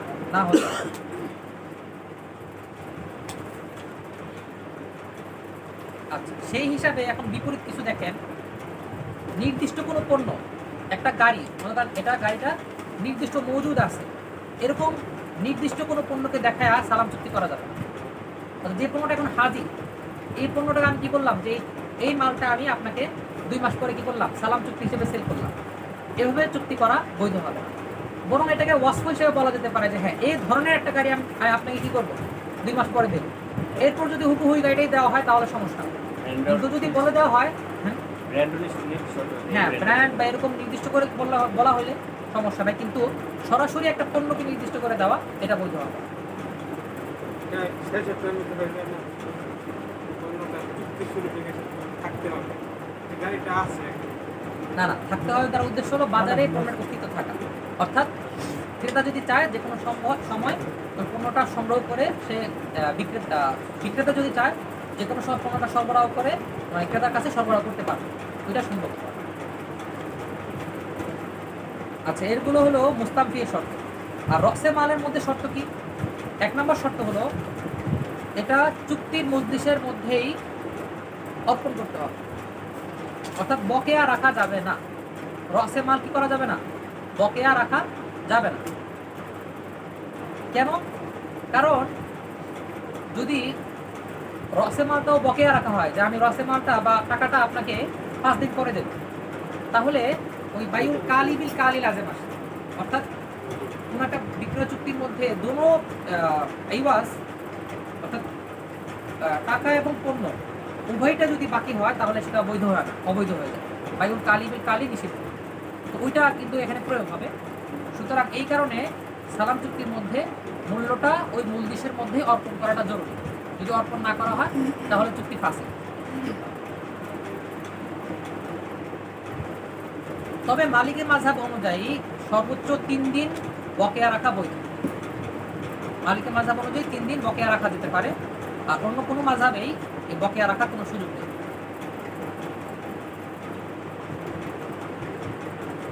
আর 2 নম্বর শর্ত হলো ওই আগের মতোই মুস্তামফির মতোই যে টাকাটা দেওয়া হবে সেই টাকার জিন্স, ওয়াসফ, মিকদার এগুলো সব নির্দিষ্ট করতে হবে। অর্থাৎ এই আমি যে আপনাকে টাকা দেবো সেটা কী ধরনের টাকা, যদি দেশের মধ্যে অনেক ধরনের টাকা প্রচলিত থাকে, ইন্ডিয়ান টাকা, বাংলাদেশি টাকা বা ডলারের মধ্যে অস্ট্রেলিয়ান ডলার, আমেরিকান ডলার, বিভিন্ন ধরনের ডলার আছে, তো কোন ধরনের ডলারটা আপনাকে দেবো এটা নির্দিষ্ট করতে হবে, এবং কত ডলার দিব অর্থাৎ মিকদার নির্দিষ্ট করতে হবে। যদি নাও ওয়াসফ এগুলো নির্দিষ্ট করার দরকার হয় তাহলেও নির্দিষ্ট করতে হবে। অর্থাৎ এখানে কোনো জাহালা থাকতে পারবে না।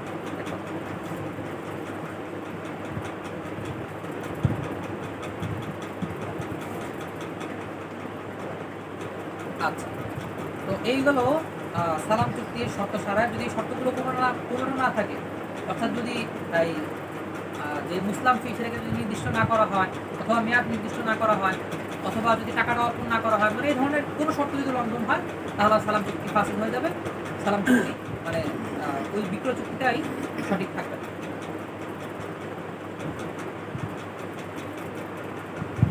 আচ্ছা, এখন মনে করেন সালাম চুক্তি সব শর্ত সারায়াত মেনে সালাম চুক্তি হইল। এখন 6 মাস পর বা 3 মাস পর যখন মেয়াদ শেষ, তখন দেখা গেল রব্বুল মাল তখন ওই মুসলিম বা বিক্রেতা সে পণ্যটা সরবরাহ করতে পারছে না কোনো একটা কারণ। মনে করেন সে কৃষক ছিল, সে ভাবছে যে আমার জমিতে যে ফসল হবে সেই ফসলটা আমি এখন বিক্রি করে দিই, আমি কোনো কারণে ফসল হলো না বা ফসল ধ্বংস হয়ে গেল, ঠিক আছে, আর তার জন্য বাজার থেকে কিনে দেওয়াটাও সামর্থ্য নাই, ঠিক আছে। এরকম কোনো কারণে যদি দেখা যায় যে রব্বুল মুসলিম সে পণ্যটা অর্পণ করতে অক্ষম, তাহলে কি করণীয়? ঠিক আছে, তাহলে এক্ষেত্রে রব্বুস সালামের জন্য 3টা অধিকার আছে। প্রথমত সে সবর করতে পারে, ঠিক আছে, সে বলবে ঠিক আছে তুমি যখন সম্ভব হয় আমাকে দাও, বা 5 দিন সময় দিলাম আরও অতিরিক্ত, এই 5 দিনের মধ্যে আমাকে সরবরাহ করো, অথবা 10 দিন অতিরিক্ত সময় দিলাম, এভাবে সে সবর করতে পারে। 2 নাম্বার, সে তার রসে মালটা ফেরত নিতে পারে, আমি তোমাকে এত টাকা দিয়েছিলাম ওই টাকাটা ফেরত দিয়ে দেবো। এক্ষেত্রে অতিরিক্ত কোনো টাকা নেওয়া বৈধ হবে না, ঠিক আছে। অতিরিক্ত যদি হ্যাঁ আমি তোমাকে 10,000 টাকা দিয়েছিলাম, তুমি তো এখন 15টা দিতে পারতেছো না, আর আমি তোমাকে 6 মাস আগে দিয়ে রাখছিলাম, সুতরাং আমাকে এখন 12,000 টাকা দিতে হবে, ওইটা বৈধ হবে, ঠিক আছে। কারণ ওইটা ওই বকেয়ার বিপরীতে, আর যে কোনো ডাইনের বিপরীতে কোনো কিছু নেওয়াটা, অতিরিক্ত কিছু নেওয়াটা রিবার অন্তর্ভুক্ত, সুতরাং অতিরিক্ত নেওয়া যাবে না। এমনিভাবে যদি বলে যে আমি তো পণ্য নিলাম না বা পণ্য দিতে পারতেছো না, পণ্যের যে দাম হয় ওই দামটা আমাকে দিয়ে দাও, এটাও বৈধ হবে, কারণ ওখানেও ওই অতিরিক্ত টাকা নেওয়ার বিষয়টা চলে আসে। যে আমি 6 মাস আগে দিচ্ছি 10,000 টাকা, এখন নিচ্ছি কত 12,000 টাকা বা 15,000 টাকা, যে কারণে এটা রিবা হয়।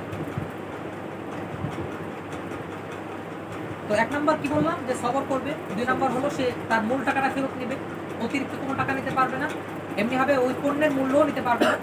3 নাম্বার হলো সে ওই পণ্যের পরিবর্তে অন্য কোনো পণ্য নিতে পারবে, যে পণ্যটা ওই পণ্যের সমমূল্যের পাবে, সমমূল্যের অন্য কোনো পণ্য সে নিতে পারবে।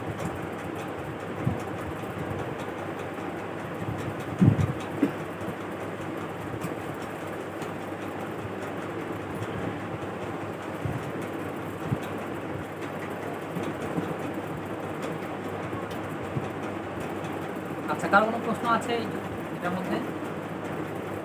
আমাদের এখানে ইট ভাটার যে মানে টাকা দেওয়া হয়, সিজন অনুযায়ী যে টাকা দেওয়া হয়, তো ইট বিক্রি হয় 7,000 টাকা। এখন এই সময় চুক্তি হচ্ছে ভাই সার্ভিস কি যে 10,000 ইট থেকে 50,000 টাকা দেবে এই সময়। এখন বলে যে দ্বিতীয় রাউন্ডে দেবে, এখন দ্বিতীয়বার ইট পুরানোর সময় ওই 10,000 ইট দিয়ে দেবে তাকে। ইট তো ধারাবাহিকভাবে পড়ে বেরোতে থাকে ভাটা থেকে। এখন প্রথমবার দেওয়ার কথা বলছে তাকে, এখন প্রথমবার না দিয়ে দ্বিতীয় রাউন্ডে দিল, মানে দ্বিতীয়বার পড়ানোর সময় ইটটা তাকে দিল। এখন এই ক্ষেত্রে কি চুক্তি ভঙ্গ হয়ে যাবে? হ্যাঁ, সুন্দর একটা উদাহরণ আপনার কথার মধ্যে আসছে, সেটা হলো এই ইট ভাটার যে চুক্তিটা। ইট ভাটার মালিকরা তারা বুঝে হোক না বুঝে হোক এই সালাম চুক্তিটা করে, ঠিক আছে? এটা অনেক জায়গায় প্রচলিত যে আপনি আমাকে 1 লাখ টাকা দেন, 6 মাস পরে আপনাকে কি দিব, এই পরিমাণ ইট দিব, এবং ওই পরিমাণটা ওই আসলে বাস্তবে মূল্য অনেক বেশি হয়, ঠিক আছে? কারণ বাস্তবে দেখা যায় ওই ইটের দাম হয় 2 লাখ টাকা, কিন্তু যেহেতু 6 মাস আগে টাকা দিচ্ছে এই জন্য 1 লাখ টাকা ধরা হয়। তো এটা তো সালাম চুক্তি হিসেবে কোনো সমস্যা নেই। এবং যদি মেয়াদে দেওয়া হয়, মানে যেই মেয়াদে শর্ত করছে ওই মেয়াদে যদি দেওয়া হয়, তাহলে যেই ইট সে দেখ সমস্যা নেই। কিন্তু যদি ওই ঈদের শর্ত সারে সব কিছু ঠিক রাখে, এটা হলো কথা। এখন সমস্যা আরেক জায়গায়। সমস্যা হলো যে ব্যক্তি 10,000 টাকা 10 লাখ টাকা মানে দিল বা 1 লাখ টাকা দিল 6 মাস পরে ইট কেনার জন্য, 6 মাস পরে সে কি ইট নেয় কিনা, এটা হলো কথা। সে কিন্তু ইট নেয় না সাধারণত, যেটা আমি জানি, বরং বলে যে ওই ইটের যে মূল্যটা বা ইট আপনি বিক্রি করে দেন, বিক্রি করে এরপর ইটের মূল্যটা আমাকে দিয়ে দেন, ঠিক আছে? সাধারণত এটা হয়, কারণ ওই অনেকে নেয়, নিলে তো সমস্যা নেই। যদি সরাসরি ওই সালাম চুক্তি হিসেবে ইটটা নেয় তাহলে আর কোনো সমস্যা নেই। কিন্তু যদি বলে যে না সালাম চুক্তি হিসেবে আমি আর ইট নেবো না, কি নিব, ইটের মূল্যটা নিয়ে নেব, তাহলে এখানে সমস্যাটা হয়ে যাচ্ছে, ঠিক আছে? বুঝে আসছে? মালিক বানায় দেয় বা আপনি বিক্রি করে দেয়, তার পারবো না, ব্যবসা করতেছে। আমার দরকার নেই। হ্যাঁ, আমার পক্ষ থেকে মালিক এটা যদি হয় মালিক না বরং ওকিল ওকিল বানায় দিল নাকি সরাসরি মালিক বানায় দিল, মানে যাকে চুক্তি হয়েছে তাকে বলা হলে আমার তো এত লাগবে না, আপনি আমাকে বিক্রি করে মূল্যটা দিয়ে দেন। হ্যাঁ, তার মানে এখানে ওকিল বানাচ্ছে, মালিক না। আচ্ছা, দুইটা শুরুতে আমরা আলোচনা করি। একটা হলো যে ওই ইট ভাটার মালিক এসে বললো যে আমি তো আপনার কাছে 1 লাখ ইট পাইতাম, 1 লাখ ইট কেমন যেন আমি আপনার কাছে বিক্রি করে দিলাম, ঠিক আছে, 1,20,000 টাকা। এটা বৈধ আছে কিনা? এটা বৈধ নাই। কেন? কারণ ইট আপনি এখনো হাতে নেন নাই, আপনার কবজায় আসছে ইট, আপনার কবজায় কিন্তু এখনো ইট আসে নাই। সালাম চুক্তি হিসাবে ইট আপনি মালিক হয়েছেন, কিন্তু ইট এখনো রয়ে গেছে কার কাছে? ওই ব্যক্তির কাছেই। ইট আপনার কবজায় আসে নাই, সুতরাং এটা আপনি বিক্রি করতে পারবেন না, প্রথম কথা। দ্বিতীয়ত যদি উকিল বানানো হয় যে আপনি কি করে দেন, ইটটা আমার পক্ষ থেকে সেল করে দেন, সেল করার পরে বাকি সেল করার পর যে টাকাটা হয় সেই টাকাটা আমাকে দিয়ে দেন, এটাও বৈধ হবে যদি কবজায় আসে। তো কবজায় যদি না আসে তাহলে এটাও বৈধ হবে। আর কবজায় আসার জন্য শর্ত হলো তাইন করা। কি করা? তাইন করা, অর্থাৎ আমার ইট ভাটার মধ্যে 1 লাখ ইট আছে, এর মধ্যে 10,000 ইট আপনার। 10,000 ইট কোন 10,000 ইট এটা কিন্তু নির্দিষ্ট না, যে কোনো 10,000 ইট আমি আপনাকে দিতে পারি, তাই না? তাহলে আপনি যদি বলেন যে ঠিক আছে, যে 10,000 ইট আমাকে দেবেন এটা আমার পক্ষ থেকে কি করে দেন, সেল করে দেন। এখন এখানে কি নির্দিষ্ট করছেন যে কোন 10,000 ইট, সুতরাং এটা আপনার কবজায় আসে। যদি বিক্রেতা আপনাকে বলে দেয় যে হ্যাঁ এই 10,000 ইট হলো আপনার, তখন আপনি বলতে পারবেন যে হ্যাঁ এই 10,000 ইট আমি আর হাত লাগাইলাম না, বরং আমি এটা বুঝে পাইছি, বুঝে পাওয়ার পর আমি আপনাকে দিয়ে দিলাম, আপনি এখন ওকিল হিসেবে কি করেন, এটা বিক্রি করে দেন। অর্থাৎ কবজের জন্য বুঝে পাওয়াটা শর্ত, কিন্তু হাতে নিয়ে এসে বাড়িতে আনতে হবে অথবা নিজের কোনো জায়গায় সরায় নিয়ে আসতে হবে, এটা কিন্তু শর্ত, ঠিক আছে? বিক্রেতা এটা বুঝাই দিবে, বিক্রেতা বুঝে নিবে, কিন্তু মালটা ওই তার কাছেই থাকতে পারে, সমস্যা নেই।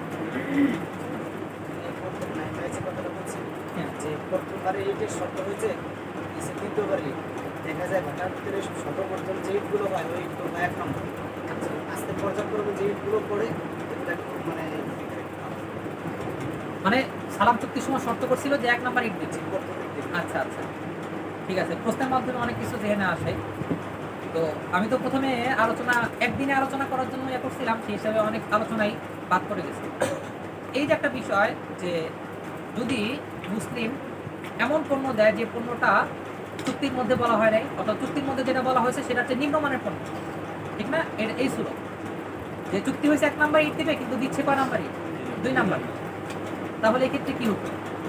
এক্ষেত্রে দুইটা স্রোত হইতে পারে। একটা হলো যে পণ্য চুক্তি হয়েছে সেটা হচ্ছে ভালো দিবে অথবা খারাপ দিবে। দুইটা স্রোত হইতে পারে না? যদি ভালো দেয় তাহলে তো কোনো সমস্যা নাই, চুক্তি বৈধ, এবং এই ভালোর বিপরীতে কোনো অতিরিক্ত টাকা সে দাবি করতে পারবে না, কারণ রব্বুল সালাম সে তো আর ভালোটা চায় না, ঠিক আছে? এই যদি খারাপ দেয় তাহলে এখানে রব্বুল সালামের খিয়ার তৈরি হবে। সে চাইলে চুক্তিটা ফসল করে দিবে, বলবে যে আমার টাকা আমাকে ফেরত দাও, আমি এটা নেবো না। অথবা সে নিতে পারে, ঠিক আছে, নিতেও পারে।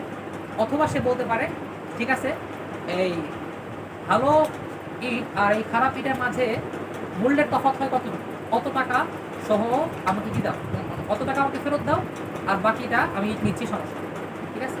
তো এটা তখন বিনিময় হবে না, এটা হবে সুলা। এভাবে সুলাও হচ্ছে। কবজার সাথে কি প্রকারের মাধ্যমে হয় না?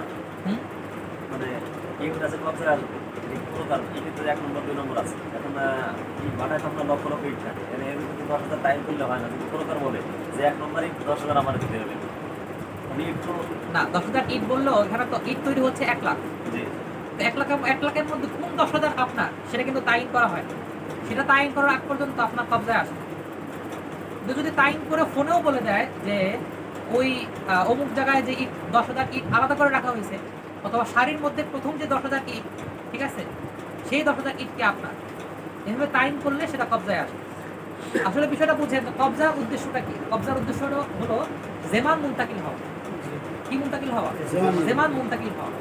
অর্থাৎ মনে করেন এই 1 লাখ ইট, এর মধ্যে 10,000 ইট আপনার, কিন্তু আপনি তাইন করেন নাই। এখন যদি এখান থেকে 10,000 ইট ধ্বংস হয়ে যায়, আপনি এরকম দায় বহন করবেন? আপনি বলবেন যে বাকি 90,000-এর মধ্যে আমার 10,000 আছে, ঠিক আছে, ঠিক না? অর্থাৎ এর রিস্ক কিন্তু আপনি নিচ্ছেন না। কিন্তু যদি তাইন করে দেওয়া হয়, এরপর যদি ধ্বংস হয়, তখন রিস্ক কিন্তু আপনার, ঠিক না? যে বিক্রেতা বলবে যে আমি তো আপনাকে তাইন করে দিছি, বুঝাই দিছি, আপনি আমার দোকান থেকে উঠায় নেন নাই কেন, এটা আপনার ব্যাপার। তখন ধ্বংস হলে কিন্তু রিস্কটা কিনতে হবে, আপনার নিতে হবে। তো যে কোনো বিষয়ে রিস্কটা যদি মুনতাকিল হয়, তখন কবজা ধরা হয়। আর রিস্ক ছাড়া, জেমান ছাড়া কোনো ধরনের রিস্ক অর্জন করা এটা বৈধ, ঠিক আছে? এটাকে ফিকির পরিভাষা বলে রিমখে মালাম ইয়াসবান। রিমখে মালাম ইয়াসবান, যে জিনিসের জেমান নেওয়া হয় নাই সেই জিনিসের লাভ নেওয়াটাও বৈধ না। কারণ বিক্রি করার মূল উদ্দেশ্য হলো লাভ নেওয়া। আপনি যে জিনিসের জেমান নেন নাই, মানে কবজা আনেন নাই, সেই জিনিস আপনি বিক্রি করে লাভ নেবেন, এটা ইসলাম আপনাকে অনুমতি দেবে। যেটা বলছিলাম যে সে চাইলে যদি খারাপ ইট দেয়, তাহলে সে চাইলে ওইটাই গ্রহণ করবে, অথবা তার থেকে যেটুকু লোকসান। এখানে তো এটা তো অস্ত্রের মোকাবেলায় এবং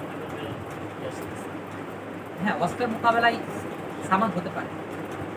কিনাপসিহি ওয়াসফটা যখন কোনো বস্তুর সাথে আসে, ঠিক আছে, তখন ওয়াসফের কারণে দামের মধ্যে কম বেশি হয়, হয় না? কারণ 1 নাম্বার ইট এর যেই দাম, 2 নাম্বার ইটের দাম কিন্তু কিনা এক। তো ওয়াসফের বিনিময় হয় না, এটা ঠিক। এজন্য আমরা বলছি যে এখানে যেটা হচ্ছে সেটা মূলত সুলা, সেটা মূলত কিনা বাই না। কারণ এখানে এটা বলা যাবে না যে 1 নাম্বার ইটটাকে সে বিক্রি করে 2 নাম্বার ইটটা নিচ্ছে। এটা মানে বাই যদি ধরা হয় তাহলে কিন্তু সমস্যা। কারণ এখানে কয়েকটা বিষয় চলে আসে। একটা হলো ওয়াসফের বিনিময়ে সে টাকা নিচ্ছে, আর একটা হলো যে এখানে বাই কবজা হয়ে যাচ্ছে, ঠিক আছে, ও কবজা না করে সে বিক্রি করতেছে। এই জন্য আমরা বলছি এটা হলো সুলা, ঠিক আছে। এটা মূলত সে সালাম চুক্তি হিসেবেই এই 10,000 ইট সে গ্রহণ করতেছে। আর যেহেতু এটা তার একটা ন্যায্য অধিকার ছিল, ওই অধিকারটা সে ছাড় দিচ্ছে, আর এই ছাড়ের বিনিময়ে সে কিছু টাকা নিচ্ছে, এটা সোলা হিসেবে হইতে পারে। জানি যে ডেস্টিনি একটা ব্যবসা করছিল, ডেস্টিনির সময় চীন থেকে একটা গাছ নিয়ে এসে বিক্রি করবে, সেই হিসেবে মানে টাকাটা নিয়ে গেছে, ওরা এনে দিবে। আমরা যখন ছোট দেখলাম সালাম এর উপরে আমল করা হয় যে ওই সময়ের ভিতরে এটা যদি থাকলেই চলে, শেষ সময় এটা কি মানে গাছটা সময়ের ভিতরে থাকবে, চীন থেকে আনবে, দিবে, থাকতে পারে। এখানে ওই যে যেটা রাজেহ মত বলছি আমরা, অন্যান্য মাযহাবের যে মতটা, যে চুক্তির মেয়াদ যখন শেষ হবে তখন থাকলে চলে। তো যদি মনে করেন ডেস্টিনি হিসেবে নেয় যে আমি আপনাকে 6 মাস পরে কি দিব, গাছটা বুঝাই দিব, তো 6 মাসের মধ্যে যদি সে 6 মাস পরে যে সময়টা, ওই সময়টা যদি গাছটা আনা সম্ভব হয় তাহলে সমস্যা নেই। যদি এমন হয় যে না 6 মাসের মধ্যে গাছটা আনাটা সম্ভব হবে না, সরবরাহ করাটা সম্ভব হবে না, তাহলে এটা কিন্তু অবৈধ। সম্ভব হবে না তা আগে বলা যাবে না। সম্ভব হওয়ার তার উদ্দেশ্য হলো ফিল জুমলা সম্ভব হওয়া, ঠিক আছে? বাস্তবে কি সম্ভব, বাস্তবে সম্ভব হবে কি হবে না এটা তো পরের বিষয়। ফিল জুমলা প্লেন দিয়ে আনা সম্ভব কিনা, সম্ভব, সমস্যা নেই। বুঝলাম। পণ্য দিতে অক্ষম হবে, তাহলে কি তিনটা শব্দ, তৃতীয় শব্দ কোনো দিতে অক্ষম হলে শর্ত না, মানে তিনটা সুরত, একটা হলো সবর করবে, ঠিক আছে, অথবা সে ওই পণ্যের বিনিময়ে যে টাকা নিছে হ্যাঁ, ওই টাকায় দিয়ে হুবহু ওই টাকায় ফেরত নেবে, অথবা তৃতীয় আর একটা পণ্য ওই মূল্যের টাকা তো টাকাই, সমপরিমাণ টাকা, আর হুবহু টাকা বলতে ওই পরিমাণটা উদ্দেশ্য হয়, পরিমাণ। ওই পরিমাণ টাকাটা নেবে, মানে এর চেয়ে বেশি নিতে পারবে এটা উদ্দেশ্য। তৃতীয় আর তৃতীয়টা হলো ওই মূল্যের অন্য কোনো পণ্য নিয়ে নেবে। এটাই বলা হয় ইস্তিবদালুল মুসলাম ফি, ঠিক আছে? এটাও বৈধ আছে। তো শর্ত হলো এটার দামটা যেন ওই মুসলাম ফি চেয়ে বেশি না হয়। এমএলএন ব্যবসা যেটা ডেস্টিনি করছে, এটা সমস্যা কি? ওইটা আর কালচার, ওইটা আজকে থাকে, ঠিক আছে? ওইটা একদিন ক্লাসে উঠেন ইনশাল্লাহ।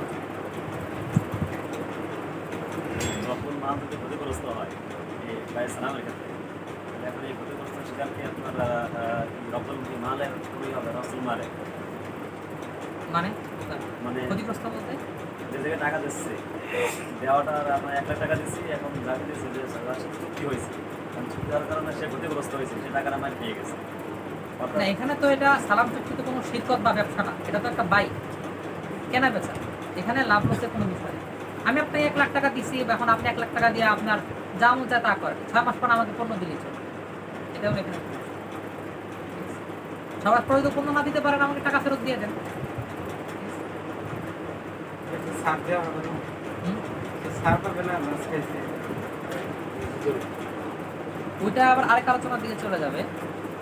এটাও একটা আলোচনা আছে যে যদি মনে করেন কোনো ব্যবসায়ীর কাছ থেকে আপনি এরকম সালাম চুক্তি করেন, তো দেখা গেল এমন একটা ঝড় আসলো, সুনামি বা এই ধরনের কোনো ঝড় যেটার মধ্যে তার কোনো হাত ছিল না, ঠিক আছে? এমন একটা কারণে তার সব বাগান বা সব ক্ষেত কি হয়ে গেছে, ধ্বংস হয়ে গেছে, বা কিছু ক্ষতিগ্রস্ত হয়েছে। তো এখানে যে মেয়াদ শেষে কী করণীয়, তা আমাদের হানাফি মাযহাব অনুযায়ী এক্ষেত্রে কোনো ছাড় দেওয়া হবে, কিন্তু অন্যান্য মাযহাবে আবার এই সুযোগ আছে, এটাকে বলা হয় যা ইহা, ঠিক আছে? হাদিসেও আছে এটা আলোচনা, আপনার হয়তো মুসলিমে পড়ছেন মনে হয় যে ওয়াজুল জাওয়াই পড়ছেন না, ওয়াজুল জাওয়াই, ওইটাও ওই সালাম চুক্তির সাথে সম্পর্কিত। যে চুক্তি হয়েছিল এই 6 মাস পরে 1 মণ খেজুর দিবে। এখন যে খেজুরের বাগানওয়ালা সে ওই 6 মাস পরে দেখা গেল যে পোকামাকড় খায়া 1 মণ আর খেজুর দিতে পারতেছে না, তার খেজুর হয়ে গেছে অনেক কম, তাহলে ক্ষেত্রে কী করণীয়? তো হানাফি মাযহাব বলবে যে এখানে কোনো সুযোগ দেওয়া হবে না, হয় টাকা দাও নয় পণ্য দাও, কোনো ভেজাল চলবে না। কিন্তু হাদিসে যেটা আছে সেটা হলো যে না, তার যতটুকু ইয়া হয়েছে ওই অনুযায়ী তাকে ছাড় দিতে হবে। আর হাদিসে যে ছাড়ের কথাটা আছে এটাকে আমরা কীভাবে ব্যাখ্যা করি আর অন্যান্য মাযহাবওয়ালারা তারা কীভাবে ব্যাখ্যা করে? তো অন্যান্য মাযহাবওয়ালারা তারা বলে যে এটা নিয়ম, ছাড় দিতে হবে, ঠিক আছে? আর আমরা বলি যে এটা একটা সুলাহ, ছাড় দেওয়াটা এটা রব্বুস সালাম চাইলে সে দিতে পারে, এটা তার দয়া দেখানো হবে। আর রাসূল যেটা বলছেন এটা হলো সুলাহ করার পরামর্শ দিচ্ছেন, তোমরা কি করো, সুলাহ করো, ঠিক আছে? এটা কোনো নিয়ম হিসেবে বলে না। আর কার কোনো প্রশ্ন?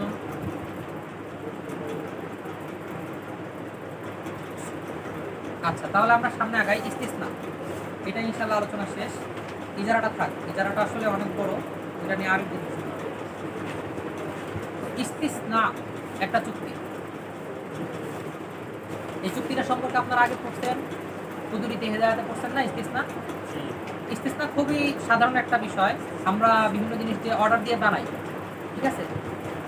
এই মনে করেন টেবিল বানালাম, ঠিক আছে, আলমারি বানাইলাম, ফার্নিচার বানালাম, তো যে কোনো কিছু অর্ডার দিয়ে যে বানানো হয় এটাই মূলত ইস্তিসনা, অন্য কিছু না।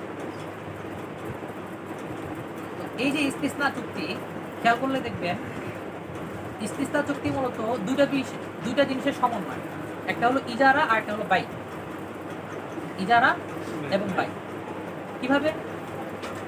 আপনি একটা কারখানায় গিয়ে বললেন যে আমাকে কি করেন, ফার্নিচার বানায় দেন, ঠিক আছে?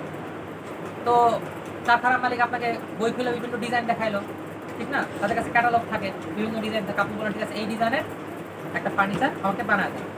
কয়দিন মেয়াদ? 1 মাসের মধ্যে বানায় দেবেন। তো এখন দেখেন আপনি কিন্তু তাকে একটা কাজে নিয়োগ দিচ্ছেন না যে আমার জন্য 1 মাসের মধ্যে একটা ফার্নিচার আপনাকে তৈরি করে দিতে হবে। আর এটা কেমন যেন ইজারার মতো হয়ে গেল। তাকে আপনি 1 মাসের জন্য কেমন যেন শ্রমিক নিয়োগ দিলেন, কেমন যেন। এটা কিন্তু ইজারা না, ইজারার মতো। আবার 1 মাস পরে সে যখন ফার্নিচারটা তৈরি করলো, এটা আপনি আবার টাকা দিয়ে কিনতেছেন, ওইটা হয়ে যাচ্ছে আবার বাই, ঠিক না? তো ইস্তিসনার মধ্যে দুইটা চুক্তির সংমিশ্রণ হয়, একটা হলো ইজারা আর একটা হলো কি বাই। তো ইস্তিসনার মধ্যে যেহেতু বাইয়ের বিষয়টাও আছে, তাই এখানে বাইয়ের যে মূলনীতিগুলো সেগুলো প্রয়োগ হয় কিনা, তো এখানে সমস্যাটা তৈরি হয়। যে বাইয়ের ক্ষেত্রে আমরা জানি যে বায়ু মালায় আমলিক বা বাইয়ে মাদু জায়েজ নাই। ইস্তিসনা যখন চুক্তি হচ্ছে তখন কি ফার্নিচারটা অস্তিত্বে আছে? অস্তিত্বে নাই, এটা তো তৈরি হবে, ঠিক আছে? এবং এটা ওই ব্যক্তির মালিকানায়ও নাই, কবজা তো দূরের কথা, ঠিক না? সুতরাং বায়ের বিষয়টা যেহেতু আছে এখানে, আর বায়ের মূলনীতি এখানে পাওয়া যাচ্ছে না, এই জন্য অন্যান্য মাযহাবে ইস্তিসনা বৈধ না, ঠিক আছে? কারণ এখানে বায়ু মালায় আমলিক বা বাইয়ে মাদু লাজেম আসে। অর্থাৎ এমন জিনিসের চুক্তি হচ্ছে যে জিনিসটা এখনো অস্তিত্বে আসে নাই। কিন্তু হানাফি মাযহাব অনুযায়ী এটা বৈধ। হানাফি মাযহাবের তারা এটাকে তাআমুলের কারণে এবং সালাম চুক্তির উপর কিয়াস করে তারা এটাকে বৈধ করে, ঠিক আছে? সালামের মধ্যে যেমন মানসিক প্রয়োজন থাকার কারণে এটাকে বৈধ করা হয়েছে, অস্তিত্ব না থাকা সত্ত্বেও, ইস্তিসনাটাও বিষয়টা এরূপ।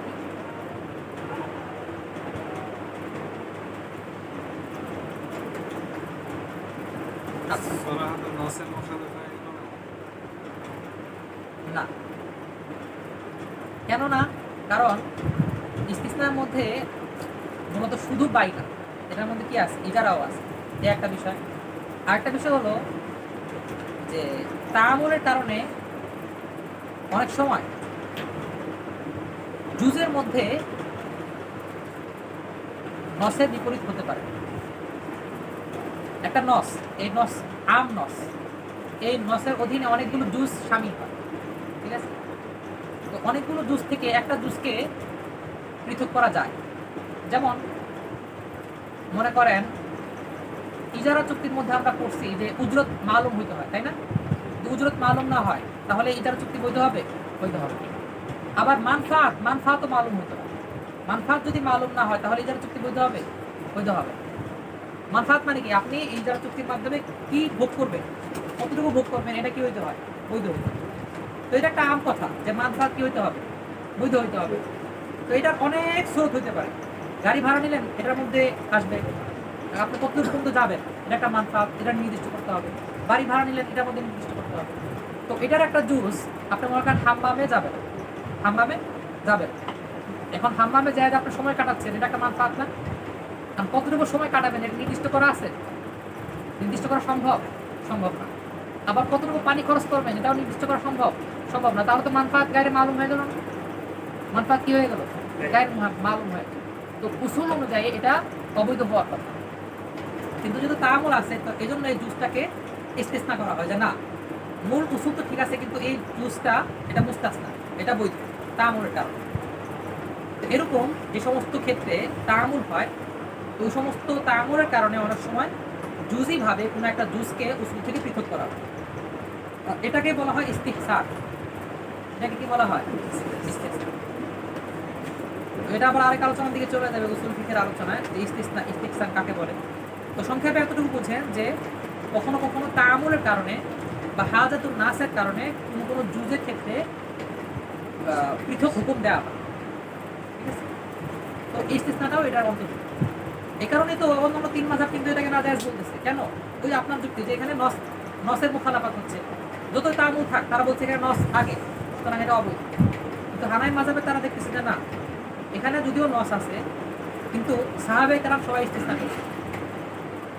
রাসূলুল্লাহ সাল্লাল্লাহু আলাইহি সাল্লামের জমানা থেকে নিয়ে সাহাবায়ে কেরামের জমানায়, তাবিঈদের জমানায়, কোনো জমানাতেই ইস্তিসনার ব্যাপারে কেউ কোনো কালাম করে নাই। তো সবাই যে তাআমুল করছে এটা একটা দলিল যে ইস্তেসনাটা বৈধ।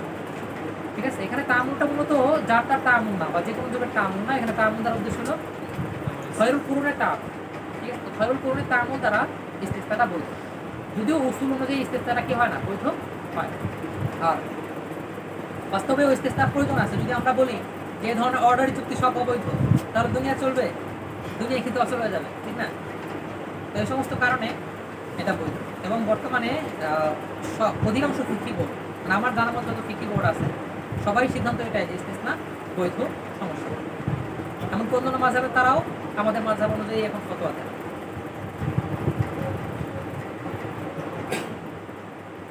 আচ্ছা, ইস্তেসনার মধ্যে একটা বিষয় আলোচনা হয় যে ইস্তেসনা চুক্তি এটা কি লাজেম নাকি গায়রে লাজেম।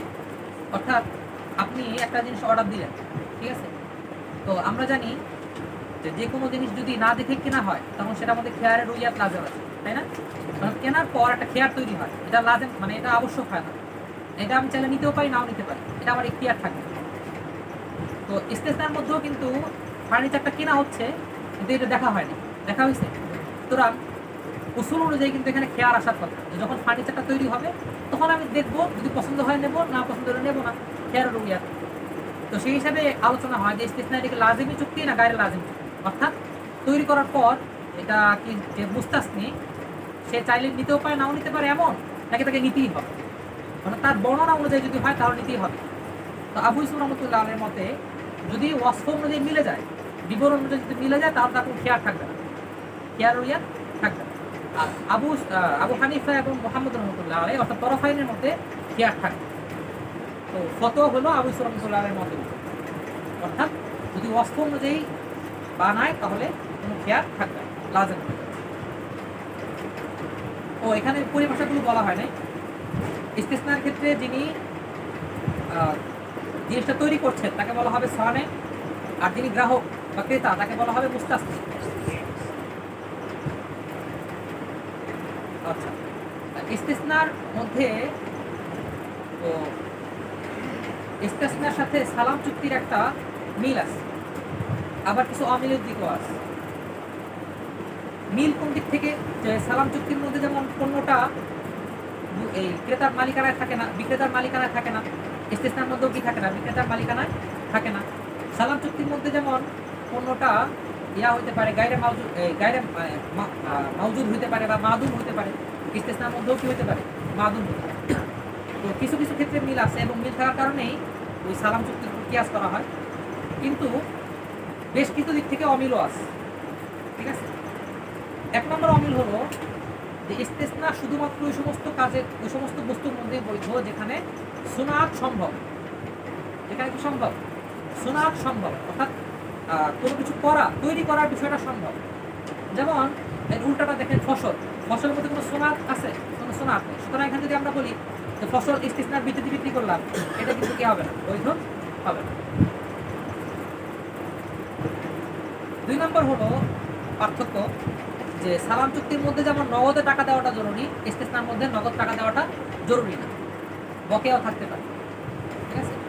সুতরাং ইস্তেসনার মধ্যে পণ্যও বকেয়া, আবার টাকাটাও বকেয়া, এটাও বৈধ।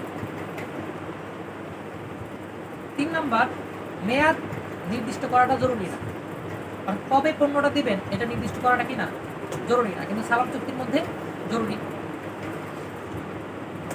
4 নাম্বার, সালাম চুক্তি একবার হয়ে যাওয়ার পর এটা কিন্তু কেউ ফসল করতে পারে না, অর্থাৎ এটা শুরু থেকে লাজেম। কিন্তু ইস্তেসনা চুক্তি হওয়ার পর যিনি শ্রমিক বা যিনি কারিগর, তিনি কাজ শুরু করার পূর্বে মুস্তাসনি চাইলে ফসল করতে পারে। আর যদি সনে কাজ শুরু করে দেয়, মানে আপনার অর্ডার অনুযায়ী সে কাজ শুরু করে দিচ্ছে, কাঠ কেটে ফেলছে, অথবা কাপড় তৈরি করতে বলছেন, কাপড় কেটে ফেলছে, এরপরে আপনি আর ফসল করতে পারবেন না, কিন্তু এর আগ পর্যন্ত ফসল করার সুযোগ আছে। অর্থাৎ এটা আউয়ালান কিনা, লাজেম চুক্তি না, কিন্তু সালাম চুক্তি আউয়ালান বা শুরু থেকে এটা লাজেম। মৌলিক 4টা পার্থক্য বললাম। 1 নম্বর হলো যে ইস্তেসনা হওয়ার জন্য এমন জিনিস হতে হবে যেটার মধ্যে সুনাতটা সম্ভব, যদি সুনাত সম্ভব না হয় তাহলে ইস্তেসনা হবে না। 2 নম্বর, এখানে টাকা নগদ দেওয়া জরুরি না, মেয়াদ নির্দিষ্ট করা জরুরি না, এবং চাইলে ফসল করতে পারে। কাজ শুরু করার পূর্বে ফসল করা সম্ভব, কিন্তু সালাম চুক্তির মধ্যে ফসল করা সম্ভব। আবার ইস্তিসনার সাথে ইজারা চুক্তিরও পার্থক্য আছে, আবার কিছু মিলও আছে। ইজারা চুক্তির মধ্যে যেমন একজন মানুষকে কোনো কাজ করার দায়িত্ব দেওয়া হয়, যেমন আপনি টেইলারে গিয়ে বললেন কি আমার এই পাঞ্জাবিটা বানায় দেয়, তো এটা কি চুক্তি? ইজারা চুক্তি। আবার ইস্তিসনার মধ্যেও তো কি করা হয়, একজন মানুষকে একটা জিনিস বানাইতে বলা হয়। তো এই দিক থেকে মিল আছে। আবার পার্থক্য কি? পার্থক্য হলো ইজারার মধ্যে যে জিনিসটা তৈরি করা হবে বা মাওয়াত, ঠিক আছে, এই মাওয়াতটা হবে মুস্তাসনির পক্ষ থেকে বা গ্রাহকের পক্ষ থেকে। অর্থাৎ আপনি কাপড় নিয়ে বলবেন কি এই কাপড়টা আমাদের পাঞ্জাবি বানায়। আর ইস্তিসনার মধ্যে পুরা মাওয়াত অথবা অধিকাংশ মাওয়াত হবে মুস্তাসনির পক্ষ থেকে, সনের পক্ষ থেকে না। বা এটাকে আরো সহজে বলতে পারি যে ইস্তিসনা এবং ইজারা দুইটার পার্থক্যটা হলো, যদি মূল মাওয়াতটা বা অধিকাংশ মাওয়াত গ্রাহকের পক্ষ থেকে দেওয়া হয় তখন সেটা হবে ইজারা, আর মূল মাওয়াত বা অধিকাংশ মাওয়াত যদি বিক্রেতার পক্ষ থেকে হয় তখন সেটা হবে ইস্তিসনা। সুতরাং আপনি আপনার একটা গাছের কাঠগুলো একজন ফার্নিচারের দোকানে গিয়ে বলেন যে এই কাঠগুলো দিয়ে একটা ফার্নিচার বানায় দেয়, তাহলে সেটা কি ইস্তিসনা হবে না ইজারা হবে? তখন সেটা ইজারা হবে। আর যদি আপনি বলেন যে তোমার কাঠ দিয়ে তুমি আমাকে বানায় দাও, তখন সেটা কি হবে? ইস্তিসনা। আরেকটা এমন হতে পারে যে আপনি কিছু কাঠ দিলেন আর কিছু কাঠ সে দিল, তখন দেখতে হবে আকসার কাঠ। যদি আকসার হয় গ্রাহকের তখন সেটা হবে ইজারা, ঠিক আছে। আর আকসার হয় সনের পক্ষ থেকে তখন সেটা হবে ইস্তিসনা। বুঝতে পারছেন? তো এই হলো ইস্তিসনা সংক্রান্ত মৌলিক কিছু আলোচনা। এবার তার কোনো প্রশ্ন আছে?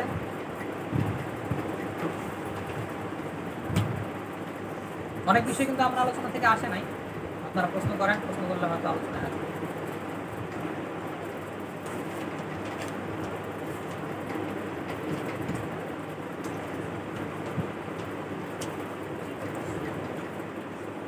একটা বিষয় যে সালাম চুক্তির মধ্যে অনেক শর্ত ছাড়াই আমরা দেখছি, যেগুলো অনেক কঠিন শর্ত, কিন্তু ইস্তিসনার মধ্যে কিন্তু শর্তগুলো অনেকটাই সহজ, তাই না? যেমন সালাম চুক্তির মধ্যে টাকাটা নগদ দেওয়া জরুরি, ঠিক আছে, বাকি করলে এটা ফাসিদ হয়ে যাবে। কিন্তু ইস্তিসনার মধ্যে কিন্তু এটা শর্ত না। বা সালাম চুক্তির মধ্যে মেয়াদ নির্দিষ্ট করতে হয়, ইস্তিসনার মধ্যে মেয়াদ নির্দিষ্ট করতে হয় না। তো এই সমস্ত বিষয়ের কারণে দেখতে হয় যে আপনার সামনে যদি কোনো একটা চুক্তি আসে যেটা সালাম চুক্তি হওয়ার সম্ভাবনা আছে এবং ইস্তিসনা চুক্তি হওয়ারও সম্ভাবনা আছে, তখন যদি দেখেন যে সালাম চুক্তি যে সারায়াত সেগুলো পাওয়া যাচ্ছে না, তখন দেখতে হবে এটাকে ইস্তিসনা বানানো সম্ভব কিনা। যদি ইস্তিসনা ধরা সম্ভব হয় তাহলে ইস্তিসনা ধরে এটাকে বৈধ বানাতে হবে, ঠিক আছে। যেমন উদাহরণস্বরূপ মনে করেন ফার্নিচারের ক্ষেত্রে কেউ সালাম চুক্তি করলো যে আমি আপনার সাথে সালাম চুক্তি করলাম যে 1 মাস করে আপনি আমার এই মাদ্রাসার জন্য 10টা চেয়ার সরবরাহ করবেন বা 10টা টিভি সরবরাহ করবেন। সালাম চুক্তি হইতে পারে, কিন্তু এই যে চুক্তিটা হলো এটার মধ্যে কিছু সুন্নাতও আছে, সেই হিসাবে এটাকে ইস্তিসনা চুক্তিও ধরা যাবে। সুতরাং এখানে যদি আমরা সালাম চুক্তির শর্তগুলো না পাই, যদি মনে করেন মেয়াদ নির্দিষ্ট করলো না অথবা কি করলো না, পুঁজি নগদে দেওয়া হলো না, পুঁজি বকেয়া রাখা হলো, তাহলে এটাকে আমরা ইস্তিসনা ধরে বলবো যে যদিও সে সালাম বলছে মুখে, কিন্তু ইস্তিসনা যেহেতু এখানে বানানো সম্ভব, ইস্তিসনা ধরে এটাকে বৈধ বলে দেবো, ঠিক আছে। আবার যদি এমন হয় তাই নয়, হ্যাঁ 1 মাস পরে তারা 1 মাস পরে, 1 মাস পরে দেওয়া বলতে 1 মাস শেষ হওয়ার পরের দিনই নাকি? এটা তো তাই হয়ে যায়। কিছুটা টাইম হয়, কারণ 1 মাস পরে দেওয়া মানে হলো 1 মাসের পর দিন থেকে আমি আপনার কাছে দাবি করতে পারবো, ঠিক না? এরকমই বিষয়টা। তো সেই হিসাবে টাইম হয়ে গেছে। কিন্তু যদি এমন বলে যে যেদিন সবাই ফসল কাটবে, ইয়ামুল হাসাদ, ইয়ামুল দাইয়াস, এরকম আছে না কিতাবে, যেদিন ফসল কাটবে এই দিন আপনি পণ্যটা দিয়ে নেবেন, আর ফসল কাটার দিনটা নির্দিষ্ট না, তো এরকম যদি অস্পষ্ট হয় তাহলে কিন্তু চুক্তি রাখা, বা যেদিন হাজি সাহেবরা আসবে এই দিন দিবেন, তাহলে ইস্তিসনা সালামের ভিতরে একটা পার্থক্য ছিল যে ইস্তিসনার ভিতরে কষ্ট করতে পারবে না, সলামের মধ্যে কাজ শুরু আচ্ছা, করার হ্যাঁ, পরে। হ্যাঁ। যে পার্থক্যটা কি? যদি সালামের ভিতরে যদি উনি মানে কাজ শুরু করে দেন, না, সলামের মধ্যে চুক্তি হওয়ার পর থেকেই ফসল করার সুযোগ নেই। আর সলামের মধ্যে কোনো কাজ তো শর্ত না, সলামের মধ্যে শুধু আমি টাকা দেবো, আপনি আমাকে পণ্য দিবেন। পণ্য আপনি বানান বা আপনি কাউকে কিনাই না দেন, এটা আপনার ব্যাপার। কিন্তু ইস্তেসনার মধ্যে চুক্তি শুরু থেকে এটা লাজেম হয় না, বরং যখন আপনি কাজ শুরু করবেন তখন থেকে কি হবে, লাজেম হবে। উদাহরণস্বরূপ আপনি বললেন যে আমার কাপড়টা আপনি আমাকে একটা পাঞ্জাবি বানায় দেন, আপনার কাপড় দিয়ে আমাকে কি করেন, পাঞ্জাবি বানায় দেন। তো 2 দিন পরে গিয়ে বললেন যে আমি তো পাঞ্জাবি বানাবো না, আমার পাঞ্জাবির প্রয়োজন পূরণ হয়ে গেছে, ঠিক আছে। তখন যদি যে সনে সে যদি বলে যে না আমি তো পাঞ্জাবি কাপড় কেটে ফেলছি, তখন আপনার এই ফসকে পড়ে যেতে পারবে, তখন আপনার জন্য লেওয়াটা লাজ। আর যদি দেখা যায় যে না সে কাপড় কাটে নাই, কিছুই করে নাই, কারণ মেয়াদ যেহেতু পরে আরো সে পরে করবে এই হিসাবে সে রাখছিল, তাহলে এখানে সে যদি ফসল করে তাহলে অপর পক্ষে মেনে নেওয়াটা এটা আবশ্যক, সে মেনে নিতে পারবে।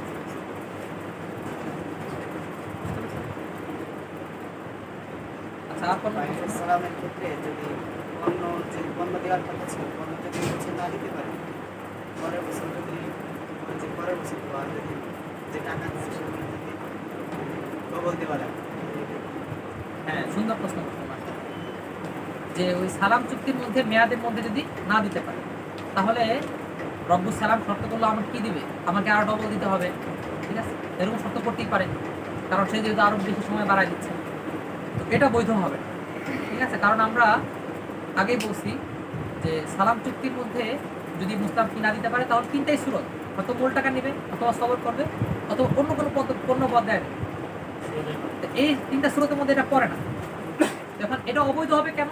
অবৈধ হওয়ার কারণ হলো, ভালো মতো বুঝেন যে সালাম চুক্তির মধ্যে যে পণ্য এটা কিন্তু বকেয়া, বকেয়া না, বকেয়া মানে কি দাইন, পণ্যটা কি আছে, দাইনের হালতে আছে। তো মেয়াদ বৃদ্ধির কারণে দাইনের মধ্যে বৃদ্ধি করা এটাই হলো রিবা, ঠিক আছে। মেয়াদ বৃদ্ধির কারণে দাইনের মধ্যে যদি বৃদ্ধি করা হয় এটাই হলো রিবা। এই রিবার কারণে এখানে অবৈধ হবে, অর্থাৎ এটা তো আপনার কাছে দায়ী, আপনি যদি বলেন যে হ্যাঁ এখন এটা বলতে তুমি একটু বাড়ায় দাও, তাহলে ওই অতিরিক্তটা কি হয়ে যাবে, রিবা হয়ে যাবে। তো একটা সুযোগ আছে আমাকে কষ্ট করে টাকাটা আমার ফেরত দেবো, সেই হিসাবে আবার নতুন করে কোনো দিন চুক্তি হইলো আবার ডাবল। না, টাকা ফেরত নিয়ে তারপর আবার চুক্তি করতে হবে। আচ্ছা, এটাও খেয়াল করেন, আপনারা যেটা বলছেন এটা কেন, এটা সমস্যা মানে জায়েজ হবে না কেন, ঠিক আছে। আমরা গোড়ায় দিকে যাই, কেন জায়েজ হবে না? কারণ আমরা বলছি যে যে টাকাটা রসুল মাল অর্থাৎ সালাম চুক্তির মধ্যে যে টাকাটা দেওয়া হবে এই টাকাটা নগদ হওয়া জরুরি, বকেয়া হইতে পারবে না। এখন যে টাকাটা আমি আপনাকে দিয়ে রাখছিলাম এই টাকাটা কি বকেয়া না নগদ, বকেয়া না। সুতরাং আমি যদি বলি এই টাকার উপরে নতুন করে আবার সালাম চুক্তি করলাম, তাহলে কি মজলিসের মধ্যে নগদ টাকা পাওয়া গেল, পাওয়া গেল না। এই কারণে কি হয়ে যাবে, এটা না যায়। যদি আবার সে টাকাটা এক্ষুনি মজলিসে হাজির করে, তার থেকে ঋণ নেওয়া হইল, হাজির করে আমাকে টাকাটা বুঝিয়ে দিল, আমি আবার ওই টাকাটা দিয়ে কি বললাম, ঠিক আছে 6 মাস পর আমাকে তুমি ডবল দাও, তাহলে আর সমস্যা ওই টাকাকে তার জিম্মায় রাখাই, মানে দায়ী হিসেবে রাখাই আপনি নতুন চুক্তি করতে পারবেন।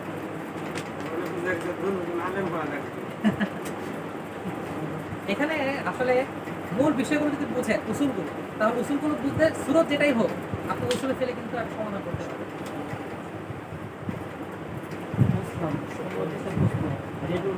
এক তারিখে দেওয়া তো সেই কোনো কারণে রব্বুল মাল 1 তারিখে দিয়েছে।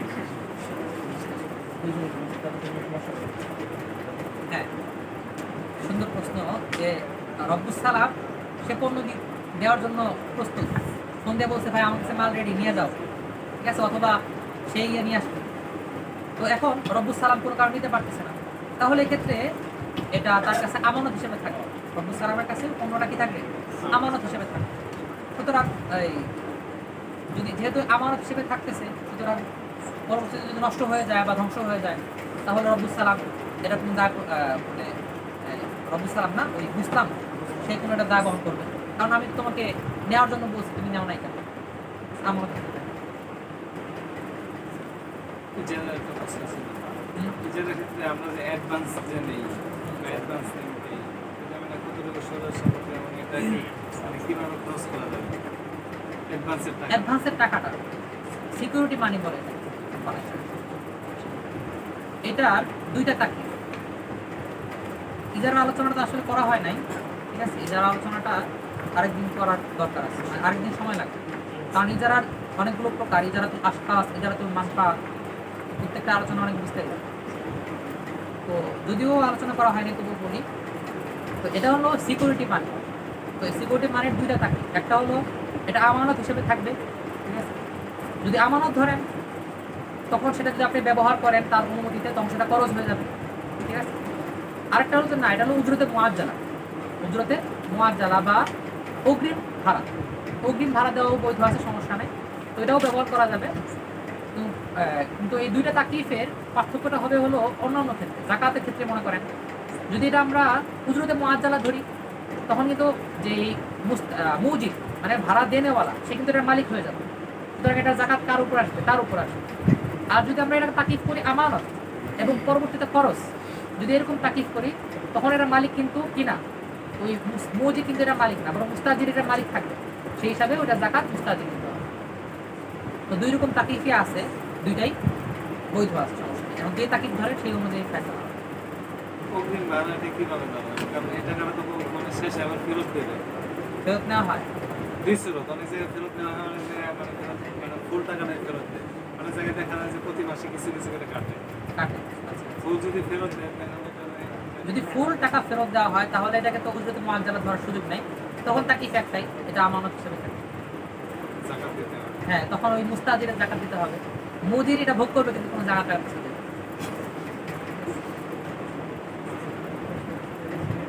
বুঝলাম।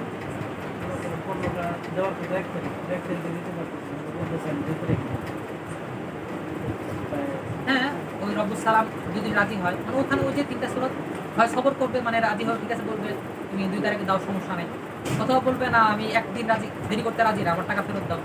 অথবা অন্য কোনো কোনো নিয়ে নেবে। হ্যাঁ, রাজি হলে সমস্যা নেই। ওই সবরের বিষয়টা এটাই মূল বিষয়। সবর মানে তাকে সুযোগ দেওয়া, ছাড় দেওয়া।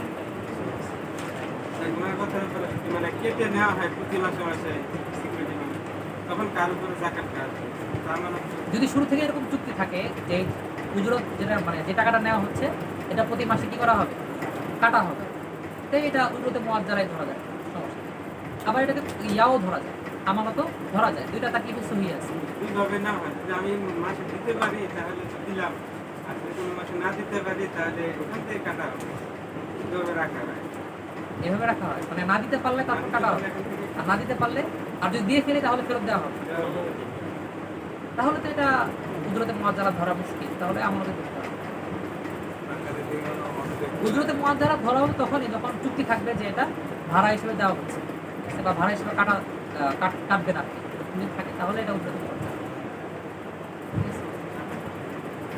যদি উজরতে মুআজ্জালা হয়, কথা ওইটাই যে যদি উজরতে মুআজ্জালা না ধরা যায়, যেমন বললো টাকাটা আপনার কাছে থাকবে, আমাকে ফেরত দিবেন, তবে যদি আমি ভাড়া না দিতে পারি তখন কাইটা নেওয়ার সুযোগ থাকবে। তো এটা তো তখন এটা ইজারা হিসেবে গণ্য হবে, কিন্তু এর আগ পর্যন্ত টাকাটা আমানত হিসেবে থাকবে বা পরবর্তীতে খরচ হয়ে যাবে। সুতরাং এটা জাকাত যিনি ওই ভাড়াটিয়া তিনিই দিবেন।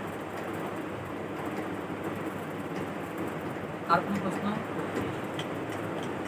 ইজারা সংক্রান্ত প্রশ্ন বাদ, কারণ ইজারা আলোচনাটা পরে হবে, ঠিক আছে? অন্য কোনো প্রশ্ন থাকলে করেন, সালাম ইস্তিসনা সংক্রান্ত বা মুজারা বা শিরকত সংক্রান্ত।